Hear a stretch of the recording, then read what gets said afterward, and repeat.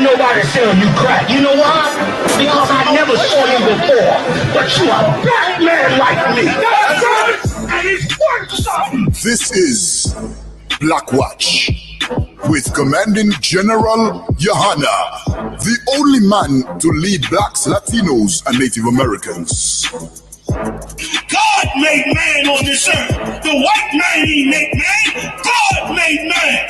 God wants man to obey him. Bringing you real news. You don't need a black man in the White House. You need a black man in every black house. For many years, there's a lot of black people who didn't realize how deep the racism of white America was. You ain't gonna do nothing unless you decide where you gonna stand at with the Most High. This station is now the ultimate power in the universe. Righteous solutions to issues plaguing our nation. Boy, you better wake up and see the power that is within blacks, Latinos, and Native Indians. Join us every Monday from 9 to 11 p.m. Black Watch. Let the show begin.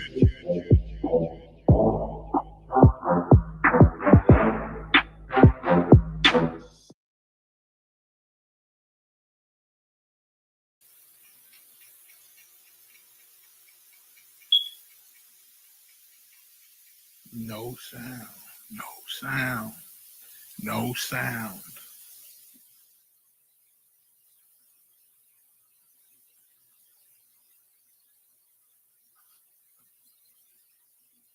Testing 1, 2. Let me know when you can hear me out there on the line, all right? Good to go, Mayak. Let me hear you. Gun. You know, I'm with General Mayak Kahala right here. Clap it up, right? No sign Christ. Listen, we're going to go into the stories of the day. If you're tired of being lied to, if you're sick of being lied to, man, you're in the right place tonight. Tonight, you're going to hear the truth, all right? Commanding General Yohana is on his way. We're going to talk about the ICE raids happening in all the major cities of America. We're going to talk about that white man who murdered 2 people, almost murdered 4 people. He was arrested today, Haas, without harm. He wasn't, his hair was not ruffled. He was taken into custody, Haas. He got in a shootout with the cops a couple times. Haas, he got into a shootout with the cops at least twice. But when they found him, they brought him into custody unmolested, Haas, in wonderful shape. We'll talk about that as well. But he was also a Christian pastor. Huh? He was a Christian pastor, Haas. We're going to talk about that tonight. We'll talk about various other stories. We'll talk about all the popular stories of today. If you have any questions or comments, we're going to talk about Umar Johnson as well. We'll discuss Umar Johnson and his hatred of Latinos. We'll discuss that tonight. We'll go into any other story that you might like to go into. You can contact us in the chat room. Talk to us in the chat room. Make your questions, make your comments in the chat room, and they will get dealt with. Any questions at all? If not, Yediah, you have it. The Third World War. How did I forget? Did I mention that the Third World War jumped off? Huh? Yes, sir. But I mentioned the world is about to end. We in it, You General. can almost forget. We in it, sir. You can almost forget that the world is about to end. We're going to go into that as well tonight when Commander General Yohana gets here. We'll get into the end of the world. That's right, sir. That you are standing at the precipice of right now. We'll go into that. General Mayak, you want to say something? I'm not sure. So like I was on mute. Sir, you got it. No sweat. We'll go into that when Commander General Yohana gets here. We'll go into Umar Johnson when Commander General Yohana gets here. Give me some of those other stories that we had, please, Officer Yediah.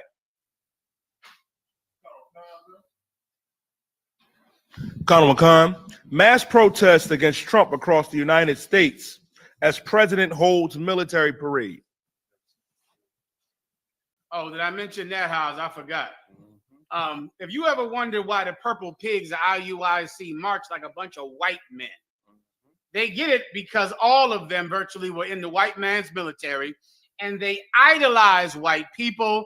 They look up to white people, and they pray one day they could have an army as beautifully white as the white army of America. Donald Trump had the lamest march in the world. Let me tell you something about you white people that march. You look terrible doing it. You're lame. You look like a bunch of soulless robots marching down the street. And you don't march as good as the North Koreans either. That's the right. North Koreans and the Russians march better than you. Am I making this up? You ever see them on high leg? The North Koreans are. They marching like man. Donald I think Kazak Ahmad made a whole video about it, showing all the marches, and the Americans look so slouched, like they on drugs and I didn't even see that. Kazak Ahmad's video. I didn't see it, Maya. Them marches, Donald Trump put an old ragtag march together. North Koreans like high knees. They don't do that in the American military. All the Russians and everybody marching with high knees, all proud and all that. Meanwhile, the Americans go down there. 2 people out there watching it, Maya. 2 people sitting out there watching it. It was one video. It was so funny. One video art where the tank was coming down the street, and the tank was so uncared for that it was squeaking. You mean the what's that mess called on the tank? The wheel. The wheels were so unoiled. The track. The tracks. The tracks. It was squeaking loud, and because there were no people there, all you heard was the squeaking. No WD-40. No WD-40. The wheels were squeaking out. It was the loudest thing on the video because there were no people there cheering. And all you heard was this squeaky ass goddamn tank coming down the street with no one there. You know, Gino, because of their so-called technology, they're doing away with a lot of the tank companies and everything. So nobody there to take care of it. That's why they ain't making no noise. And they depended on drones and electronics for the next war when you're going to need everything you can get. So they're getting rid of a lot of the tank companies and tank battalions they had before the past. They really don't have them no more. So I can see why it ain't working, right? Because everybody take care of it. Get Kazak Ahmad video if we could.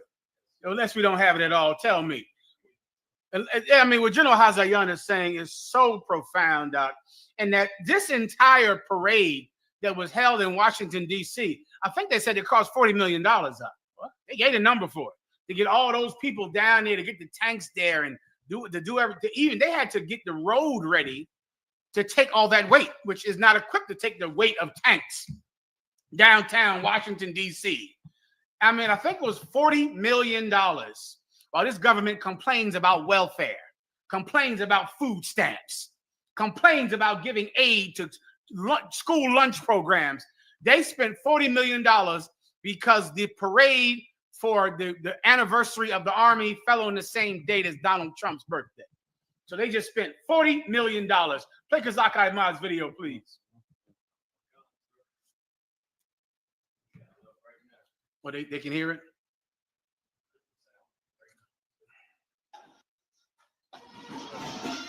And they got the Black Ops unit too.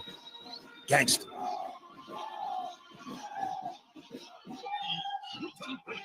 Up next, we got North Korea.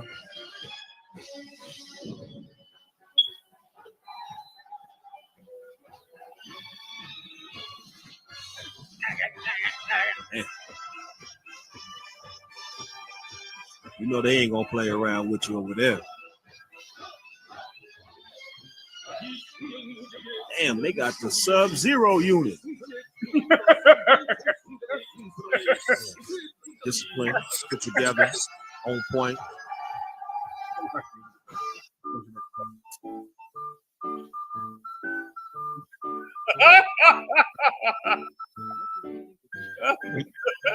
Like a bunch of Gomer Piles.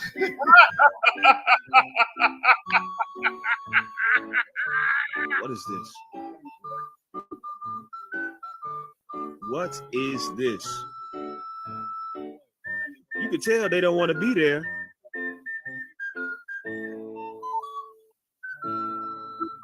Ain't no unity, no morale. Oh, come on. Salute was terrible. America is great where? Can I get a little more sugar in this, please? Please. Is that it? But you see that? Let me tell you something. If I could, are we done? I'm sorry, I thought we were done. I wait till it comes back. You know, you sound a little bit like you in the background. Hello. How about now? Come, that's 12. Come. Let me tell you something. I've always felt so sorry for men in the white man's military and our oppressor's military. And here's the main reason that I always feel so sorry for them. Besides the fact that they put their lives on the line and they will never benefit for such a sacrifice. But besides the fact that they're giving their love to a place that will hate them because they give their love to this place. Here's one of the main reasons that I feel sorry for any black or Hispanic man in the white man's military. Because the Bible says this: blessed is he that has not served a man that is lesser than himself. Right. That is the main reason that I feel sorry for any man that has to serve in the white man's military. Because here you are, you work so hard, you're so diligent, you're a soldier, you make great sacrifices, and you sacrifice life and limb. You sacrifice your good health.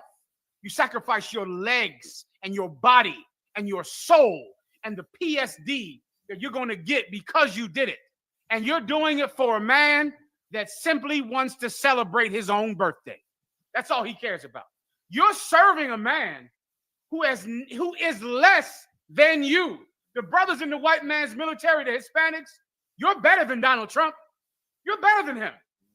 Those brothers who are marching down that street, the blacks and Hispanics who come from ghettos. And I mean, the U.S. military has a amazing number of so-called Latinos and so-called North American Indians.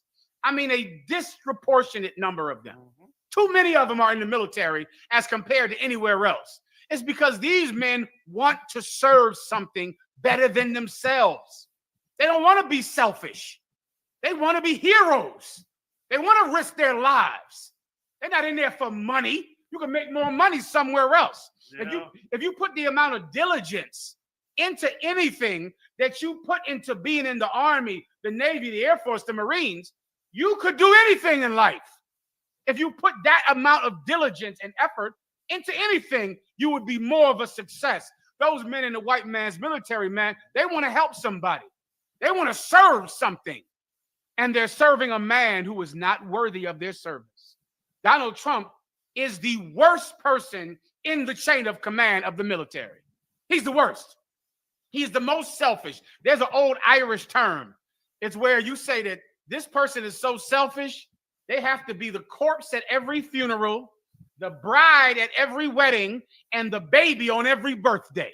That's Donald Trump. He cannot let anything not be about him. He cannot. Anything that is done must be about him. So here we have this man who skirted on his responsibility to fight in the Vietnamese War because he had an ingrown toenail. Am I making this up? I am not. Because of ingrown toenails, he was able to beat the draft. Donald Trump was drafted 3 times. But he was drafted 3 times. But he got 3 deferments because of his feet, because of his toes. Oh, did I tell you his father was ultra rich? Did I mention that one, Haas? His father was super rich. Just like so many of these presidents who never served in the white man's military, then lead the white man's military, then become now commander-in-chief of the white man's military now, men who would never risk anything at all for anyone else. Right. And I always felt sorry for you because I serve at the pleasure of Commandant General Yahana, Sardiso a Placiera de la General Yahana. And I serve someone better than me, more patient, more kind, more courageous. Damn right. You're in the Marines and in the Army. You serve Donald Trump. Right. That's your father figure. It's not mine. I feel sorry for you because now here you are marching down the street and you don't want to be there. You see how they march now. That's right. I think it was in Philly, General, but it was a video where ICE was out there, in front of the Hispanics. I think they had locked up one, and the sister was like, look at you, pointing at one of the troopers, one of the police officers, you know, and they trooper gear and all that. He said, I know you. You be over at Carver's. You be over at Carver's all the time, asking for discounts, talking about, can you get more? Can you get more? He sit and eat with us. Now he over here policing us. Hey, that's you. And he tried to say, no, it ain't me. But they said, we know your face. Like, it was him. Like, he really didn't want to be there and was embarrassed that they even recognized him because he's friends with them. You know what I'm saying? Salaki.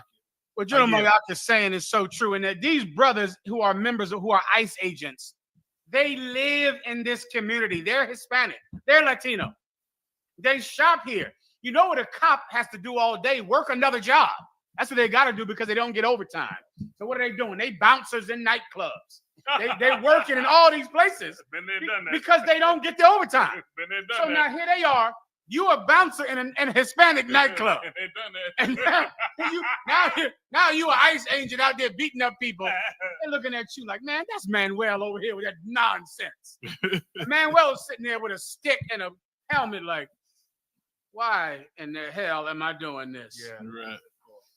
Keep going. I got to take this call. I'm sure it's an emergency. Shalom, might help you. Colonel Khan, sir. Welcome to America KKK. 9 black man pummels 3 cops, flees scene unharmed, with no shots fired, reigniting debate over racial double standard in policing. Wait, say that again. Colonel Khan, sir. 9 black man pummels 3 cops, flees scene unharmed with no shots fired. I guess they can't say white. They can't say white man no more, huh? They what? They can't say white man no more, so they say 9 black man. Oh wow, really? Really? That's what it sounds like. You correct me if I'm wrong. Gone. A North Dakota man who viciously assaulted 3 Fargo police officers over the weekend is now facing multiple charges. But the wimpy response by the cops that's fueling a nationwide debate over racial disparities in policing. And the sad thing is 2025 has they still debating whether there's racism amongst police. They still debating whether racism is alive in America. Give me a break. Everybody knows it exists. The police say it. Yeah. Our oppressors, regular civilians say it. Yeah. That's why they say, what are you doing here? You don't speak our language. Get the hell out of here. Because everybody knows the standards is different. Yeah. Like the article come bring it out. There's different standards. Look at them. And everybody, people watch this, and everybody, black and white people, everybody, Koreans, whoever watching this, knows that if that was black, everybody say, if that was a black man, if that was a black person punching cops in the face, it'd be no question. He'd be full of holes. Mm-hmm. We didn't got holes, been filled full of holes for less. You understand? But there's a double standard. American laws don't apply. I made a post how America's falling, how Trump is dumping all over America.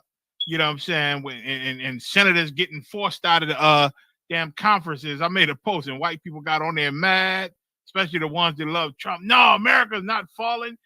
Trump isn't dumping on America. He's cleaning up the dump that Biden made. And, you know, they all, and you know, they said, he deserved it. He deserved it. While, you know, and if you make fun of Trump, they lose their mind to defend Trump. And of course, the average white citizen, he ain't got no problem with saying racist things anymore. They call them a male Karens, I guess. Yeah. But they ain't got no problem with the racism. And everybody sees that racism is still as big and great as it's ever been. But for some reason, they can't say it on national TV. They got to be politically correct. They got to act like, oops. Well, we got to look at why that happened and teach better racial reform amongst the police and talk about racial. Let's talk about race. Let's talk about race. Everything is race. They say don't pull the race card when racism is the only card in the game. It's the only card.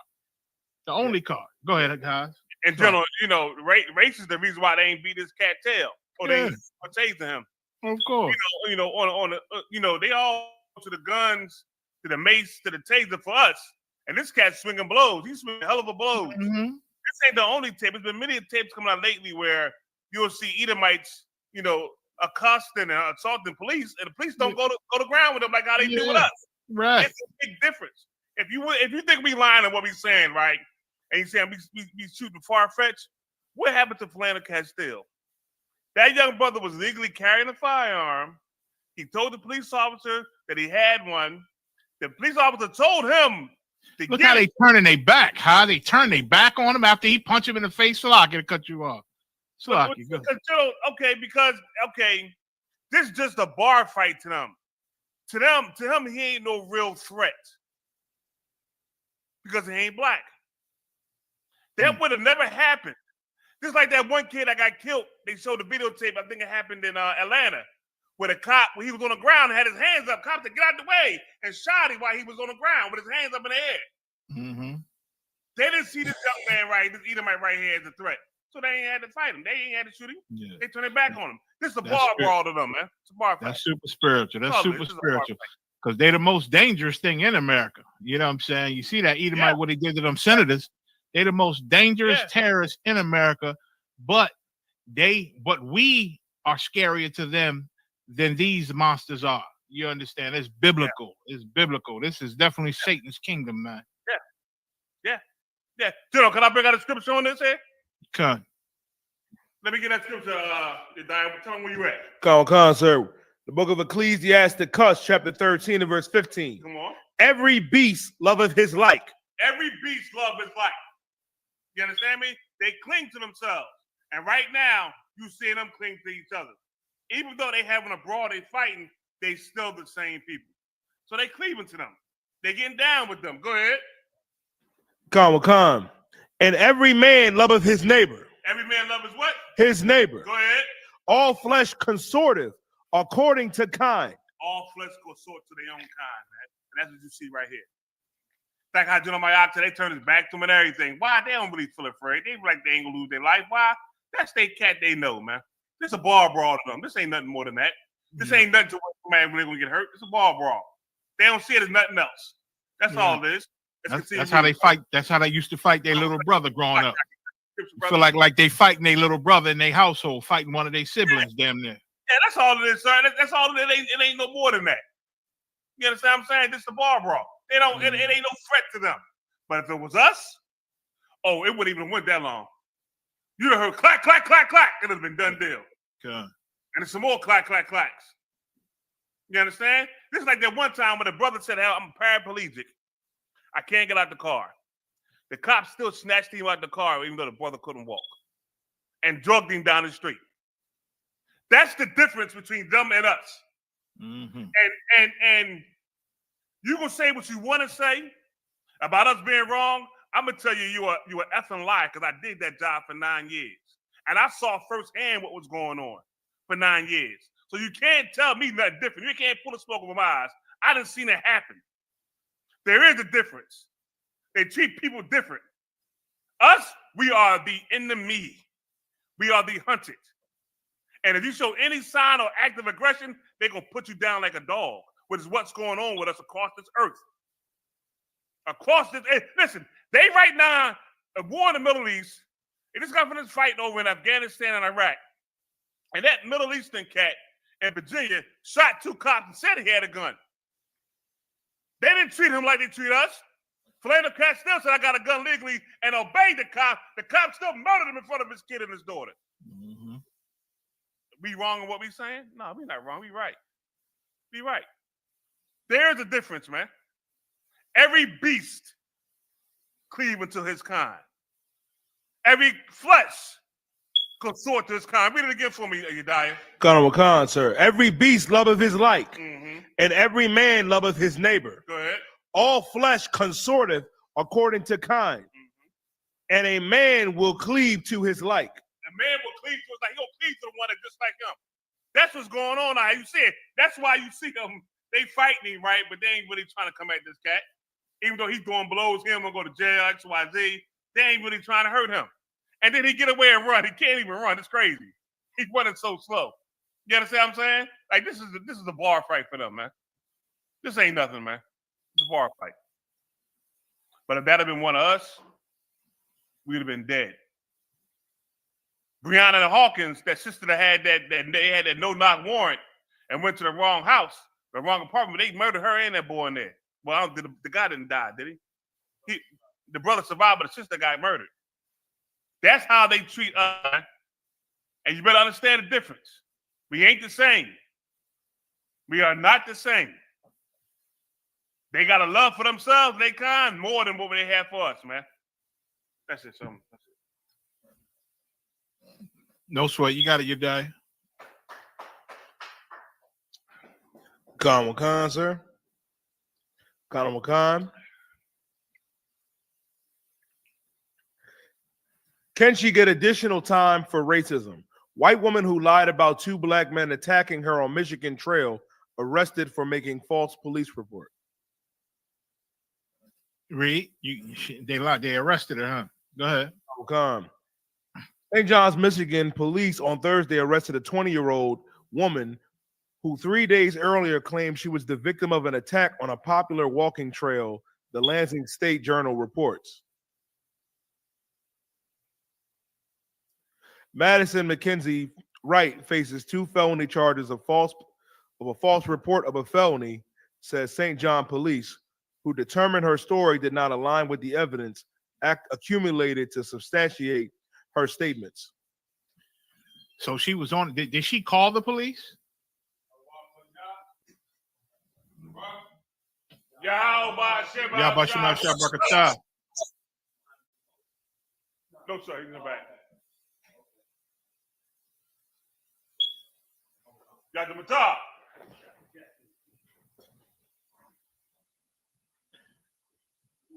The general coming on the podium? Yes, sir. He's coming right now, sir. Okay, come. Sorry. I mean to interrupt. Go ahead. Cut on. No, that was it, sir. You're going over a story about a person. Was he Edomite? She lied about getting assaulted on the trail. Okay. Go ahead, take it for the topic in your diet, please, Mother Michelle. Conor McCon. White woman who lied about 2 black men attacking her on Michigan Trail arrested for making false police report. Come, Reno. You say assaulted her. 2 black men, sir. Let me tell you, that's getting ready to become big. The Karens are going to go on the attack. They love white supremacy too. So they ain't going to just leave it to white men.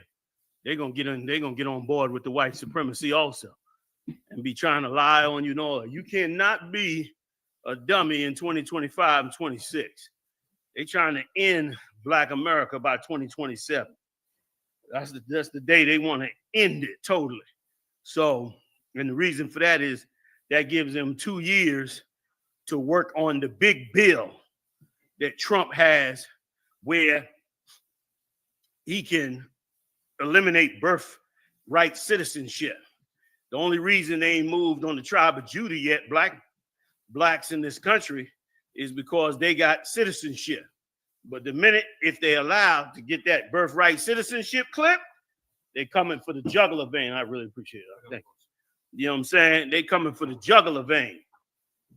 So they're going to be, creating every kind of way for black people to be tagged with a crime. And some of you are old enough to remember the days when they were doing this to us in the 80s and especially the 90s. They was locking up, they had federal mandates where they was locking, where they was locking brothers up left and right on false charges.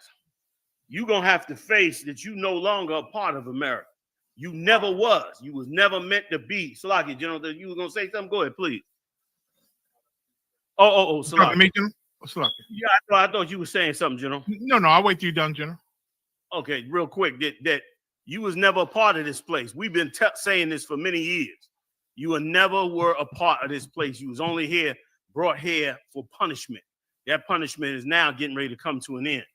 And as that punishment comes to an end, America wants to get rid of you. There's not much else they can do with you. You figured out all their tricks.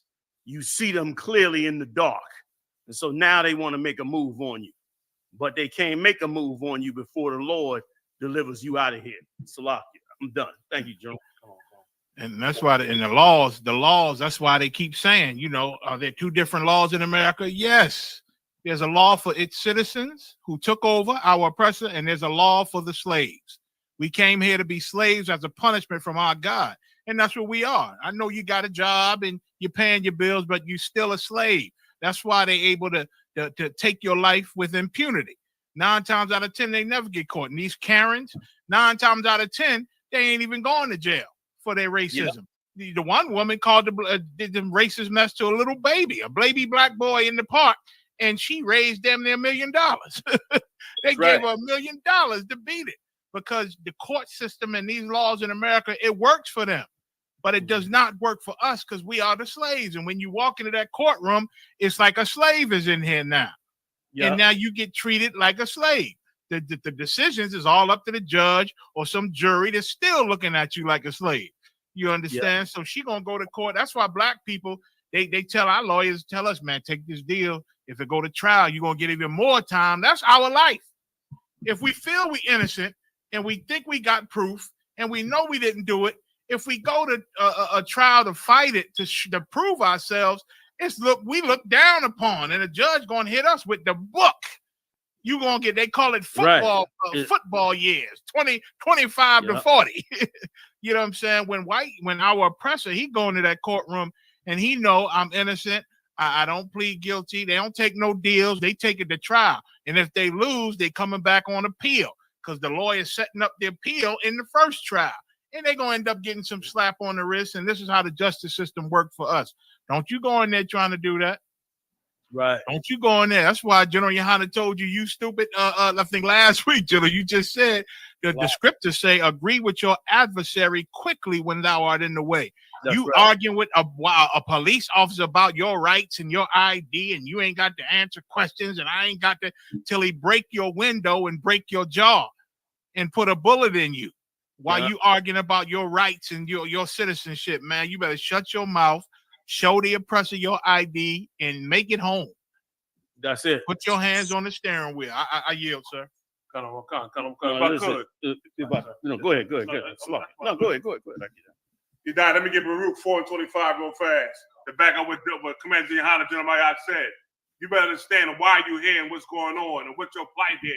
You understand? Also, too, the Bible says, watch the times and see what's going on out here. See the things going on in the earth, man. You better understand what's going on here, man.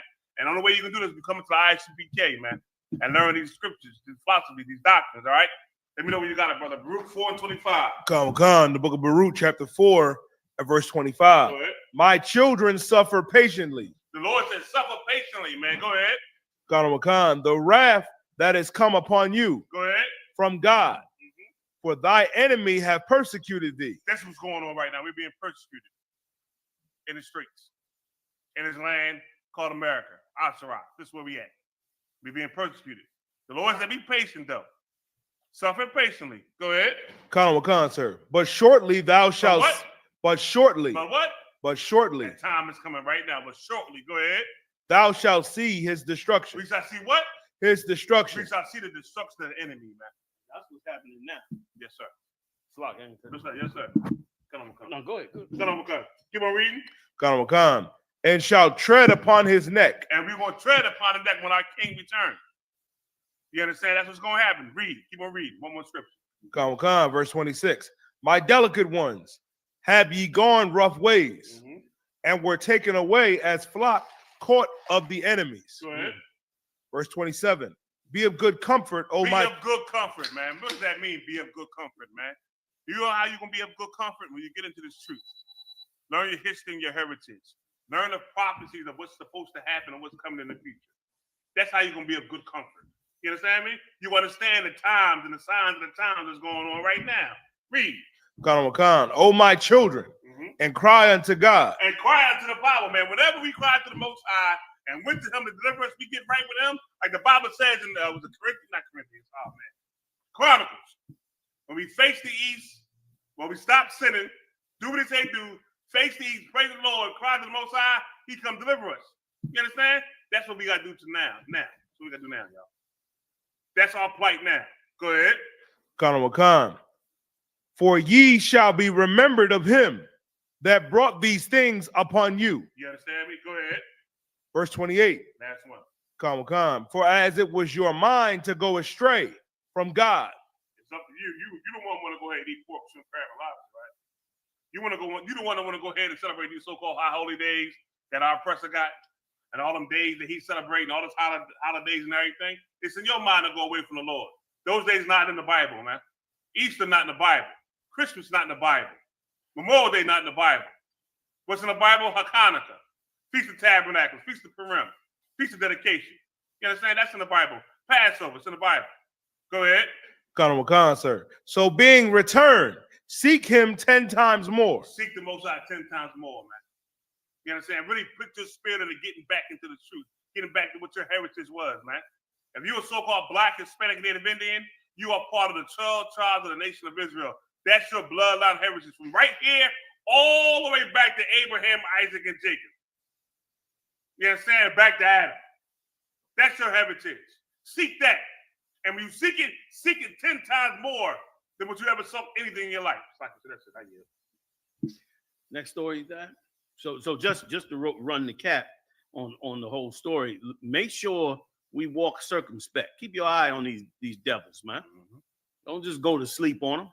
Keep your eye on them. Keep your eye wherever you're dealing with them at. They about to start all kinds of evil in the earth because this is their true nature. This is the real nature of Esau coming out now. And it's coming out because he's in his element, the element of killing and destroying and all of those things. So stay in your game, brothers and sisters. Stay in your game. You know what I mean? Remember why. Now you truly understand why we call the white man the devil the Bible speaks of. Because of the things that the unconscious spirit in which he carries himself and his entire nation. And so keep your spirit up. The tides are changing. Go ahead, next story. Khan, sir. Khan. China warns of fallout from Israel strikes on Iran and eyes roll in easing crisis. Yeah, man, this is so beautiful. More buildup in the Middle East. Now China is talking about they're going to be trouble because they're going to get involved. Because, of course, they're all allies together. Iran, China, Russia, and a whole host of other countries. Get ready for the African countries to join in on the side of Iran on behalf of Russia. Russia went down last winter and gave Africa just about everything they could ever have asked for, and opened up roads and gave them money and weapons and all that. Now he's gonna come back and have Africa support him, and Africa's gonna support him with everything, every little bit that they got, which means more nations are going down into the Middle East. And I don't know if they're going to be able to come up out of this. It's not looking too good. It's not looking too good. And I don't know if y'all heard, but Turkey went into Syria and blocked the Israeli jets from coming into Syria. And they're saying now, these are rumors, but we'll find out as we go on whether they'll be true, because now it's being said that the Israelis are in the Ukraine, helping the Ukrainians fight the Russians.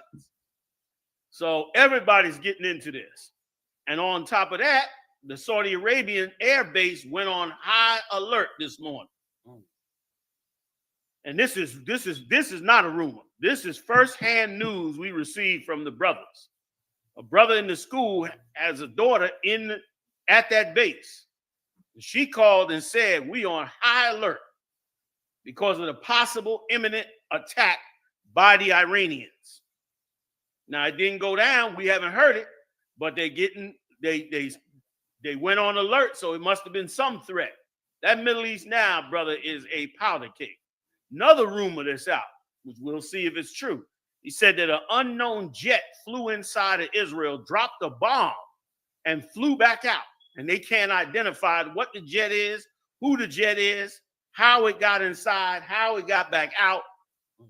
Nobody knows who this jet belongs to. Pakistan also threatened Israel. Oh, it's becoming a real mess. So now that China has spoken out, you know who they speaking out against America. And America got a hell of a drone game, but so do China. And so does Russia. It's getting ready to get on. Go ahead. Conor McCon. Beijing voices grave concern over Israel's attacks, while analysts say future of conflict depends on how the U.S. and China intervene. They're going to bring the U.S. and China in to try to quell it from going on, because the Israelis can't fight the Iranians by themselves. They have to have American weapons, or they got to drop a nuke on them. One of the two. So they got to go in there to try to negotiate to slow it down, if the Lord allows them to. Go ahead. Conor McCon, sir. And this window right here is for us to wake up. That's what this window is for us to come together and wake up as many brothers and sisters as we can before this whole place starts to go to hell. Go ahead, Op. Conor McCon, sir. Says Beijing has voiced grave concerns over the potential fallout from the Israeli strikes on Iran and urged all sides to prevent from escalation. Go ahead. Conor McCon. Diplomatic observers also highlighted China's potential in coordinating with stakeholders and brokering a ceasefire. Foreign Ministry spokesman Lin Jian said on Friday that China has firmly opposed any violations of Iran's sovereignty, security, and territorial integrity, as well as actions that escalate the tension. Go ahead. Conor McCon. The sudden escalation in the region benefits no one, Lin said. China calls on all parties to take action conducive to promoting regional peace and stability while avoiding further deterioration of the situation. Yeah, it is. The Lord said it's going to happen. They trying to make it stop. Plain and simple. The Lord is bringing the action. They're trying to get the action stopped, but they can't do it. I yield. Anybody want to take it? Sir. Y'all good? Come. Yes, sir. Next story. Conor McCon. It says Benjamin Netanyahu tells ABC he's not ruling out taking out Iran's supreme leader Ali Khamenei. The Ayatollah? Is that the Ayatollah or is man under it? Well, I think that's the Ayatollah Khomeini. I guess he got another name that they go by, I assume, because they go out and kill that old man. They're going to definitely have 75 million Iranians hating them like nothing they never seen before. That cat is beloved over there. He's beloved because he's the one that kicked out the Shah of Iran, the so-called puppet of the United States. And he kicked him out because, imagine that, their oil wells and all the wealth of their country was being sucked out of their country and going to the British and the U.S. This is how it works. This is no different than drug dealers on each corner. They ain't no different. They no different than drug groups. Only difference is they got laws to keep populations running. Ain't no righteousness in them. Okay, that's how fast you see them violate them laws and how much they willing to kill and harm each other. So all this is one gang, the Iranians, you understand, sitting there on their territory, but their territory being run by America and Great Britain, and they turned around and kicked out the previous president and took over the country. The secret groups like the CIA and stuff went back into the country and overthrew the guy that they put in charge. You know, started an insurrection among his people. They overthrew him. The people got upset and went back and came another time and overthrew them again. And that's when they started that whole Iranian revolution. And they put the Ayatollah Khomeini in charge. And they've been running that country and running their own oil ever since, which is driving the other countries crazy. Go ahead, Up. Good. General Kabal Mop in the comments said, Salaki, sir, we'd like to hear more on our plans to mobilize in a few cities. Those plans should be being passed down now. I already gave Captain Makad Abarayam all the plans that we need for now. And he has those plans. Those will be distributed either in council or by one-on-one by him to each camp. We don't need to publicize everything we doing, but know that we are helping our own, you know what I mean? And all our ideas. So I understand what Q is talking about, but we already had discussions on that. All the captains of all the camps been given their orders. All camps know what they need to have done, and they know what times these things need to be done. Everybody else, you should follow the laws, statutes, and commandments, and follow your camp leader, and he'll pass down any instructions that you need to get. But basically, like I said last week, we're already ready. You might not think you're ready, but you are already ready. And you ready in more ways than you know. Some things that you doing in the work of the Lord have prepared you for some very heavy days, and you don't even know it. But you're going to find out about it because it has to be revealed to you eventually. But not now. Right now, everybody should just, have some preparation for the things that may happen, like the lights going out, or like a cyber attack where the banks shut down, or where the welfare go bad. Those are the things you should worry about for now. Water, the water go down. You need a little water in the house. You know what I mean? Get you 5 cases of water, put them in the house or more. You know what I mean? Stuff like that. That's all we need to be doing right now. You know what I mean? But in the near future, there'll be a whole lot to do because they're going to turn on the American people, so-called American people. They're going to turn on them. And we'll be bringing out more and more and more. And the Lord is with us, man, like you've never seen before. He's totally with us, and I sleep good at night. Sleep too much at night. I'll be having to wake up, turn the news on to catch up on what's going on. Because I'm so unconcerned, because I know that the Most High have done so much to build this nation up and so much to put us in the position to carry out what we need to carry out. The big question is, can you handle the weight when it comes? Because these people are coming. Trust me when I tell you, it don't look like it right now, but the people are getting ready to need leadership like you've never seen before. Okay. And the Most High is giving you everything that you need so that you could be that leadership. All right? Okay. And if I may, General. Please, General. And if you're not in this school, if you're trying to be one of them elect, you understand the scriptures say, make your election sure. You better come on in here and lace up your boots. You understand? Put that war scarf on, put that garment on, and get up in here with us. I see a lot of people supporting us, and that's beautiful. That's beautiful. You're learning, you're watching, but I'm seeing a lot of slave names. Come on in here and lock in, man. Earn your Hebrew name. Get up in here.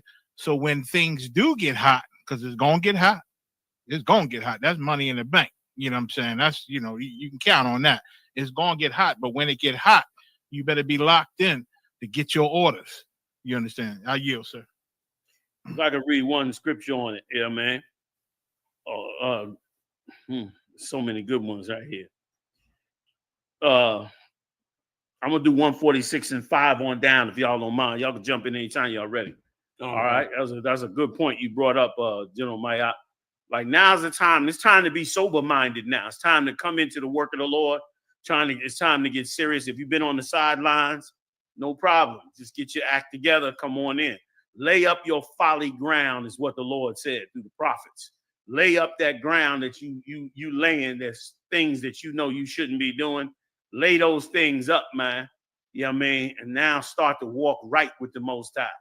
Start to really purify what it is you're doing. Remember, the Most High sees all things. Go ahead and read that, man. 146:5. Khan, sir. Psalms 146:5. Happy is he that hath the God of Jacob for his help. See that? In this time, you're going to be a happy man if you got the God of Jacob for your help. You're going to be very, very happy that you know and understand what you're learning. Let me tell you something. Our big celebrities are watching this radio show. Big celebrities. People from all over in the Black and Latino community are watching this show, and others like it from the ISUPK because they know the times as well. They see it coming. They see their rich friends spending millions of dollars on bunkers all over the world.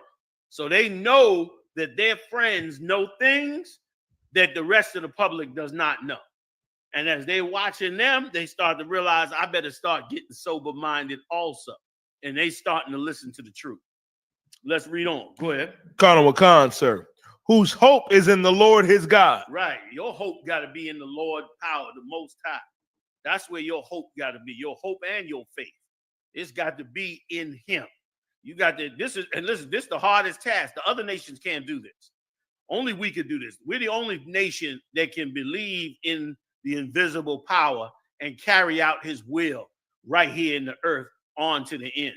And we fail many a times in doing it, but we're the only ones that can even do it.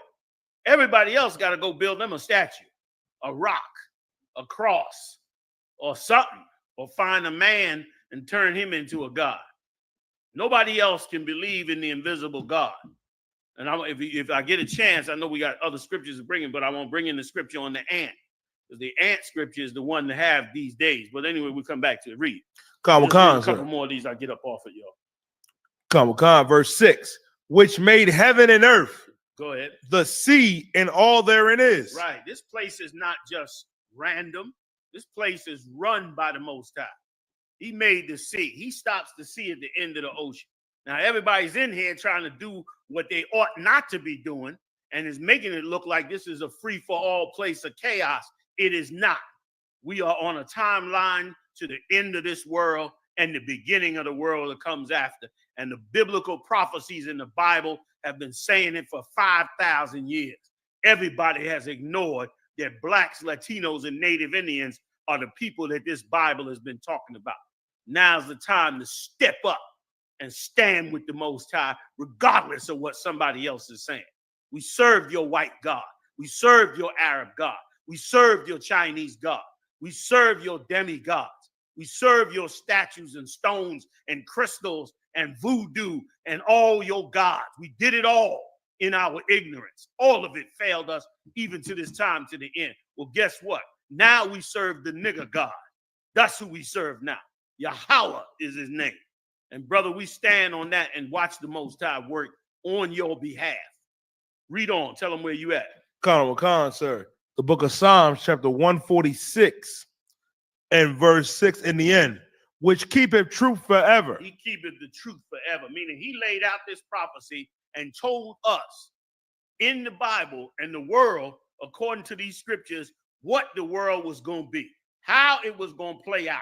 What is the end results that the Lord wants? What are those end results? Christ in charge of the earth, and blacks, Latinos, and Native Indians, West Indians, and so forth are all going to rule in the kingdom of heaven. That's the plan he laid out, and many nations came up against it.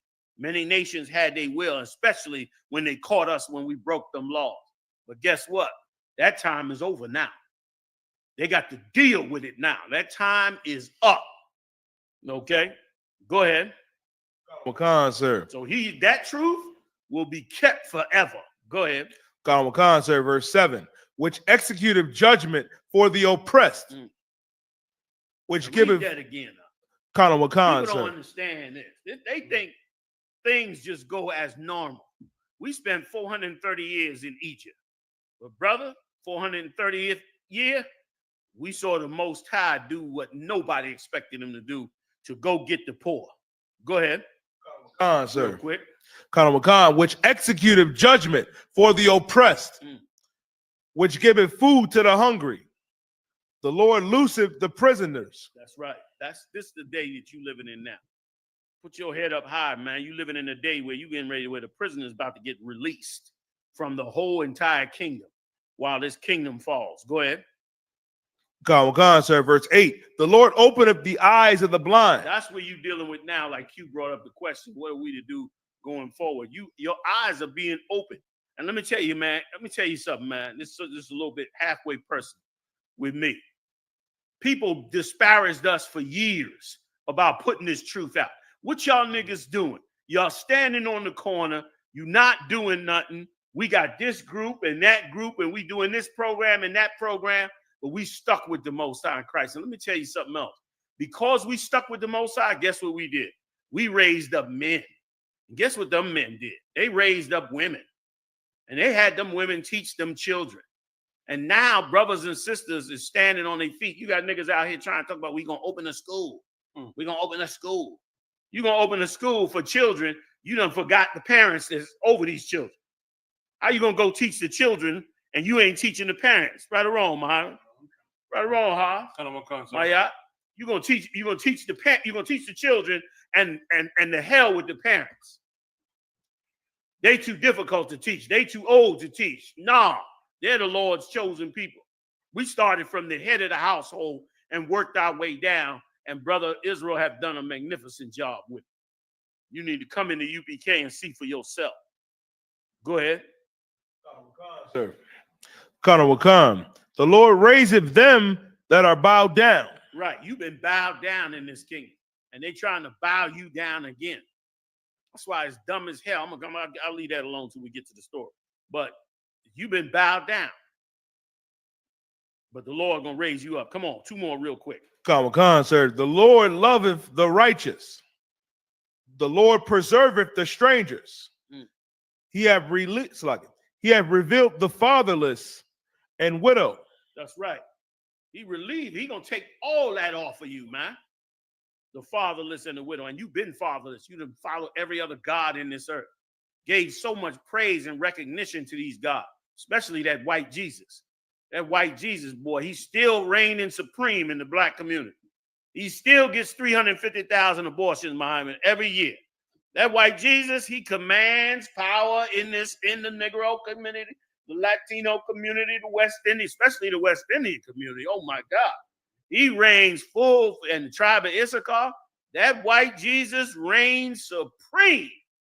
350,000 abortions just in the U.S. Now, more in the other tribes.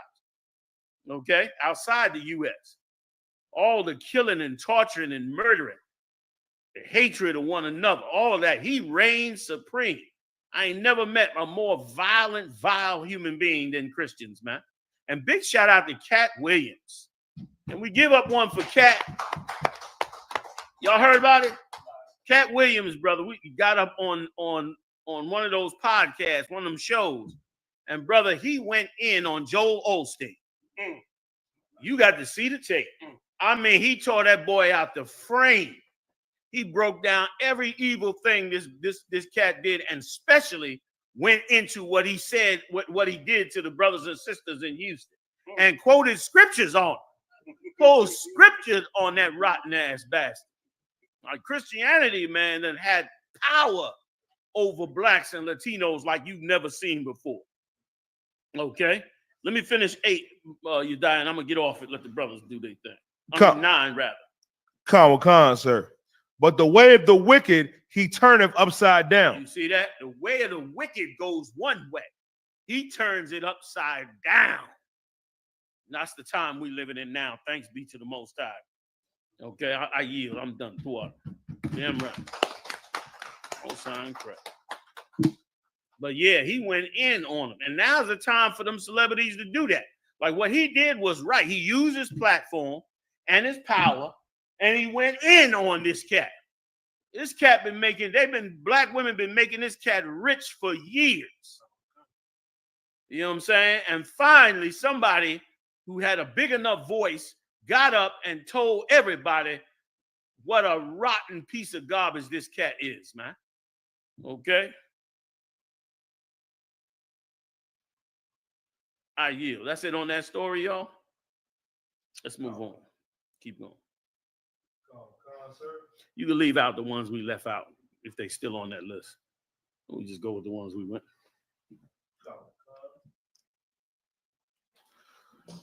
What we know about the attack on the 2 Minnesota lawmakers.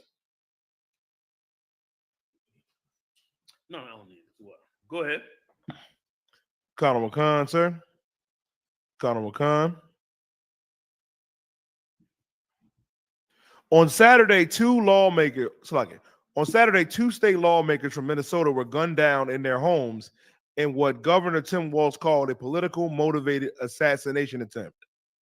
The attacks left 1 politician dead and the other seriously injured. Police are hunting for a suspect, Vance Luther Bolton, who remained at large on Sunday night. The attack drew condemnation from across the political spectrum. Donald Trump said in a statement that such a horrific violence will not be tolerated. U.S. Senator Amy Klobuchar and a Minnesota Democrat called the attack on everything we stand for as a democracy. State Representative Melissa Hortman and her husband Mark were shot and killed in their homes, the governor said. She had served in the Minnesota House of Representatives for 20 years and the Speaker of the Chamber from 2019 to 2025. State Senator John Hoffman and his wife, Yvette, were shot multiple times and injured but survived. They had surgery. Both lawmakers are Democrats. Now, if I could, y'all want to jump in? I just was going to just say one small thing. That something is fishy here. Because why aren't they bringing out more of the story on this killer? This guy just killed a state senator. And they don't, no background, no discussion of the family. I can almost guarantee that piece of garbage is upset over losing some money. You know what I mean? Some money of his or something like that. I doubt it strongly that he's upset just over Democratic policies. The Democrats lost. So what the hell is he worrying about them for? Like them Democrats probably voted out some money that was coming to him. And who knows? That's just my little take on it. I'm done. Y'all, please. There's an update on the story. So oh, please. They caught him today. Yeah, they got him. The story said he's on the run. Right. Oh, I got you. Exactly. Okay. But they caught him today in some field over there in Minnesota. Mm. And they caught him in some field in Minnesota today. They arrested him. He was unmolested. He was not right. Go ahead. He did not get shot. He attempted to murder 4 people. He murdered 2 people. They found him in a field today. He got in at least 2 shootouts with law enforcement officers. And they arrested him in this field today like you pick up a baby out of his crib. He was completely unharmed, which of course is still shocking those in the Black community and Hispanic community that do not understand the abhorrent cruelty of an unarmed Black person when it comes to an armed white person. A white person who was actually armed. A white person who was actually murdered 2 people and had a shootout with the police officers yesterday. They arrested him today with guns. He was armed. He was armed. He was armed when they arrested him. And they, of course, didn't harm a hair on his head, which shows you something about law enforcement. They have the ability to check themselves in their anger. Yes, so many times, they tell you, we had to make a split decision. We had to make a split decision in the middle of this arrest. We had to arrest him this way because law enforcement officers, their lives are in danger. So we give them mercy when a cop shoots an unarmed Black person thinking he was afraid that the man might have a gun. Right. Well, watch a cop arrest a white man with a gun. And he's going to treat him with great restraint, with great mercy, with great professionalism. I looked at this video. There was some professionals on that video, Haas. Professionals, not angry white men screaming and lunatics over, does he have a gun? Put the gun down. No, none of that. He was in a field. They picked him up like a customer. They treated him with professionalism. They arrested him. They searched him. They asked him questions. Do you have anything else on you? Talking to him. Put him in the car. They just found his car full of guns. Yeah, and they got in a shootout before he left that car. Yes, he left that car because he got in a shootout with them. Yes. Had to run on foot. When they arrested him like a person in a bank seeing a teller. Put him in the cop car. He didn't bump his head on that hood like they used to love to do. They escorted him in the car, took him to jail to await a judge's decision. I hear you. I mean, that's a professional arrest. The problem is a 6-year-old Black boy doesn't get the same professionalism. That's right. An unarmed Black man gets treated like you're arresting an animal who might kill you at any moment. So you have to shoot him before you find out if he's armed. Well, once again, this says something about police that might free you from your mind of, they're making a split decision. They're putting their lives at danger. They're not. There is cruelty that America has, that Great Britain has, that France has, that's reserved for Blacks and Hispanics. That's right. That they don't give to anyone else. A cruelty like you save something and you don't give it out to someone else. They're saving their anger for us. They're saving it like you saved something precious. They won't give it to a white man who just murdered a congresswoman. Yeah. No. Which means, you know what that means? Like, this man killed a congresswoman and her husband, shot another congresswoman and his wife. And when they arrested him, they were not angry enough to kill him, which means they hate blacks and Hispanics more than they love America. Yeah. They don't love their congressman, because if they loved their congressman, they would have just shot him because he's dangerous. He killed 2 people. We can't take any risks. Right. They don't love America, but they hate blacks people. They hate Hispanics. They hate Latinos, and they save their cruelty for us. Yeah. They save it. It's precious to them, and they only give it to us. So, like you said, you're right. Go ahead. I was so happy when I got out the job, and the Lord saw fit that I couldn't go back no more. And I was getting phone calls from the DA's office to come to court for all the rest I had. I thank the Lord that 2 things happened with me. One, I never took a life.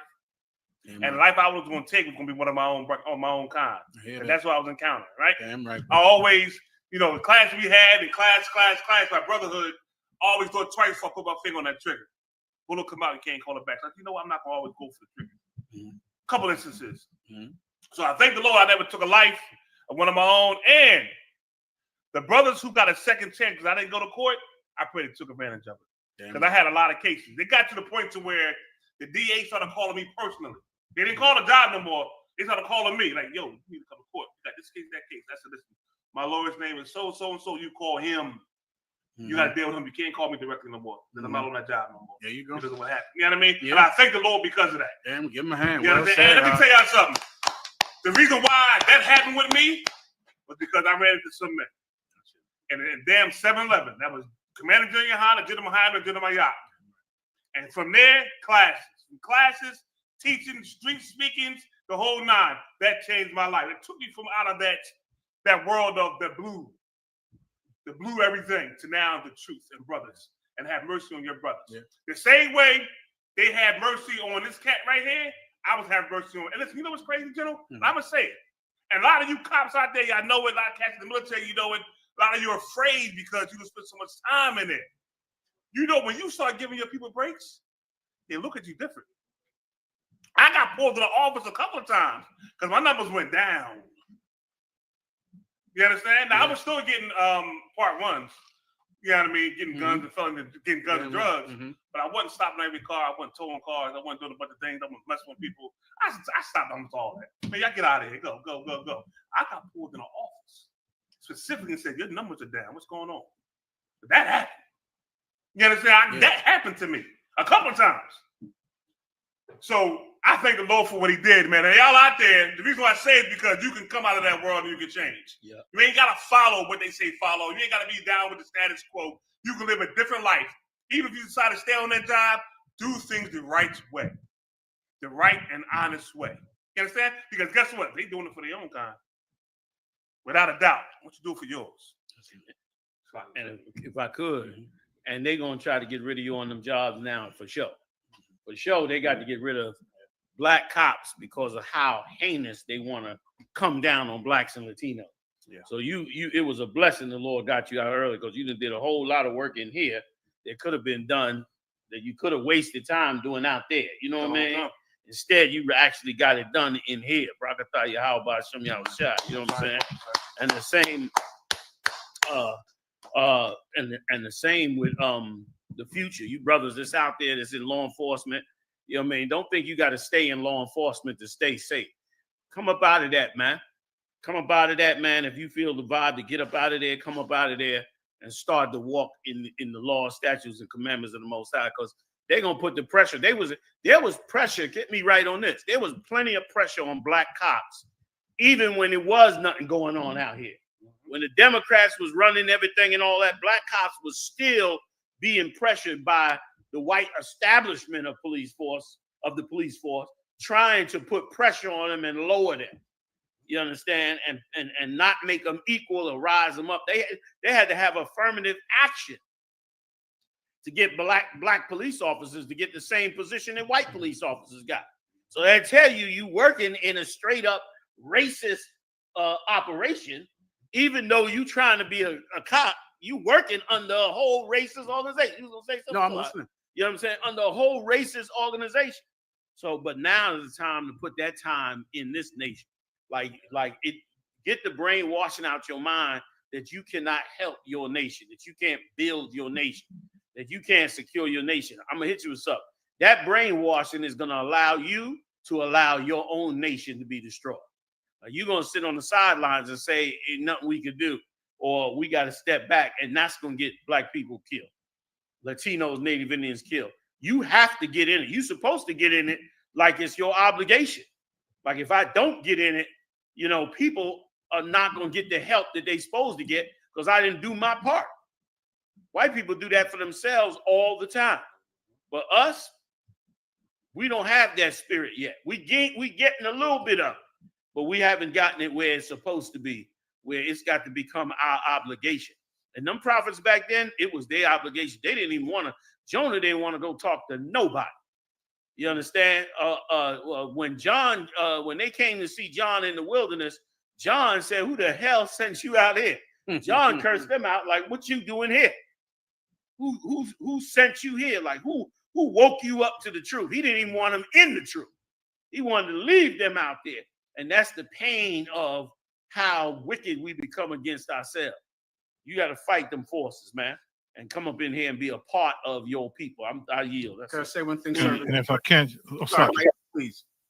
I just want to say, just with General Haas, it's a beautiful thing, man, to hear your stories and other police officers just listening to us, and you military brothers and sisters just listening to us. You know you ain't no fit. You like a black sheep in there, and you know it. You see everything that's going on. You feel out of order. Listen, the Lord said, "I formed thee from the womb to raise up the tribes of Jacob." General Hazayun, the Lord knew him in the womb of his mama. The Lord knew him.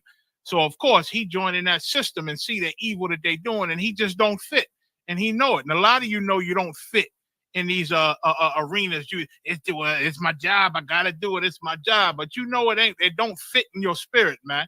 This ain't right for you. And General Haas came on through and said, I'm gonna give my energy and my war spirit to the Lord. You know what I'm saying, and not the oppressor. And all of you should do that, man. All of you should do that. It's time. It's high time to awake out of sleep, man. You don't want to be caught in these streets when things hit the fan. Then you go looking where them brothers at. Who knows where we gonna be? You better lock in now. So lock it, General Muhammad. If I could, what you're saying is so heavy as well, Mayak. And I can't wait, like Commander General Yohana was saying earlier, I can't wait for them to reveal what this man's answers were to questioning. Yeah. Because he did something that I would love to understand why he did this. Sir, about 3 weeks ago, the White House press secretary was in a briefing and Donald Trump was at the podium. And a black Capitol police officer stood next to her. He stood next to her while they're behind Donald Trump. And she signaled for someone to move him. This is all over the internet. Anyone can find this.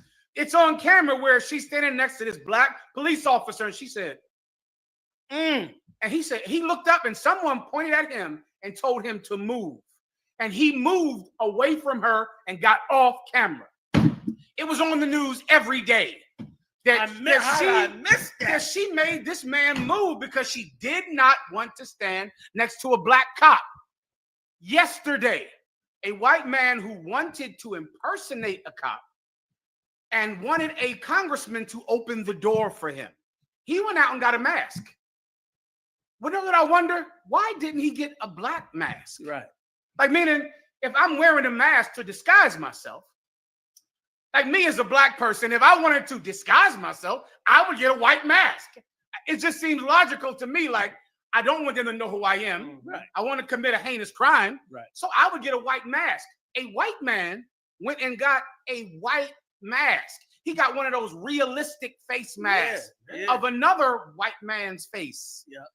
When they ask him why did he choose that mask, I believe he's going to say that he knew she would not have opened the door to a black cop. That's right. That he knew that if he was going to get in this door, he couldn't look like a black cop. Because otherwise, if you're going to get a mask that's the face of another person trying to get in somewhere, I would get a face that looks nothing like mine. I don't, you get my point, sir? Like, I would get a Chinese mask. Yes. I wouldn't get a mask that looks just like me. Right. I don't. Now I gotta ask him because I don't understand it. Yeah. But I believe I know the answer. Yes. That he knew if I'm an impersonator cop that they're gonna open the door for. Yes. I better be a white cop. Yeah.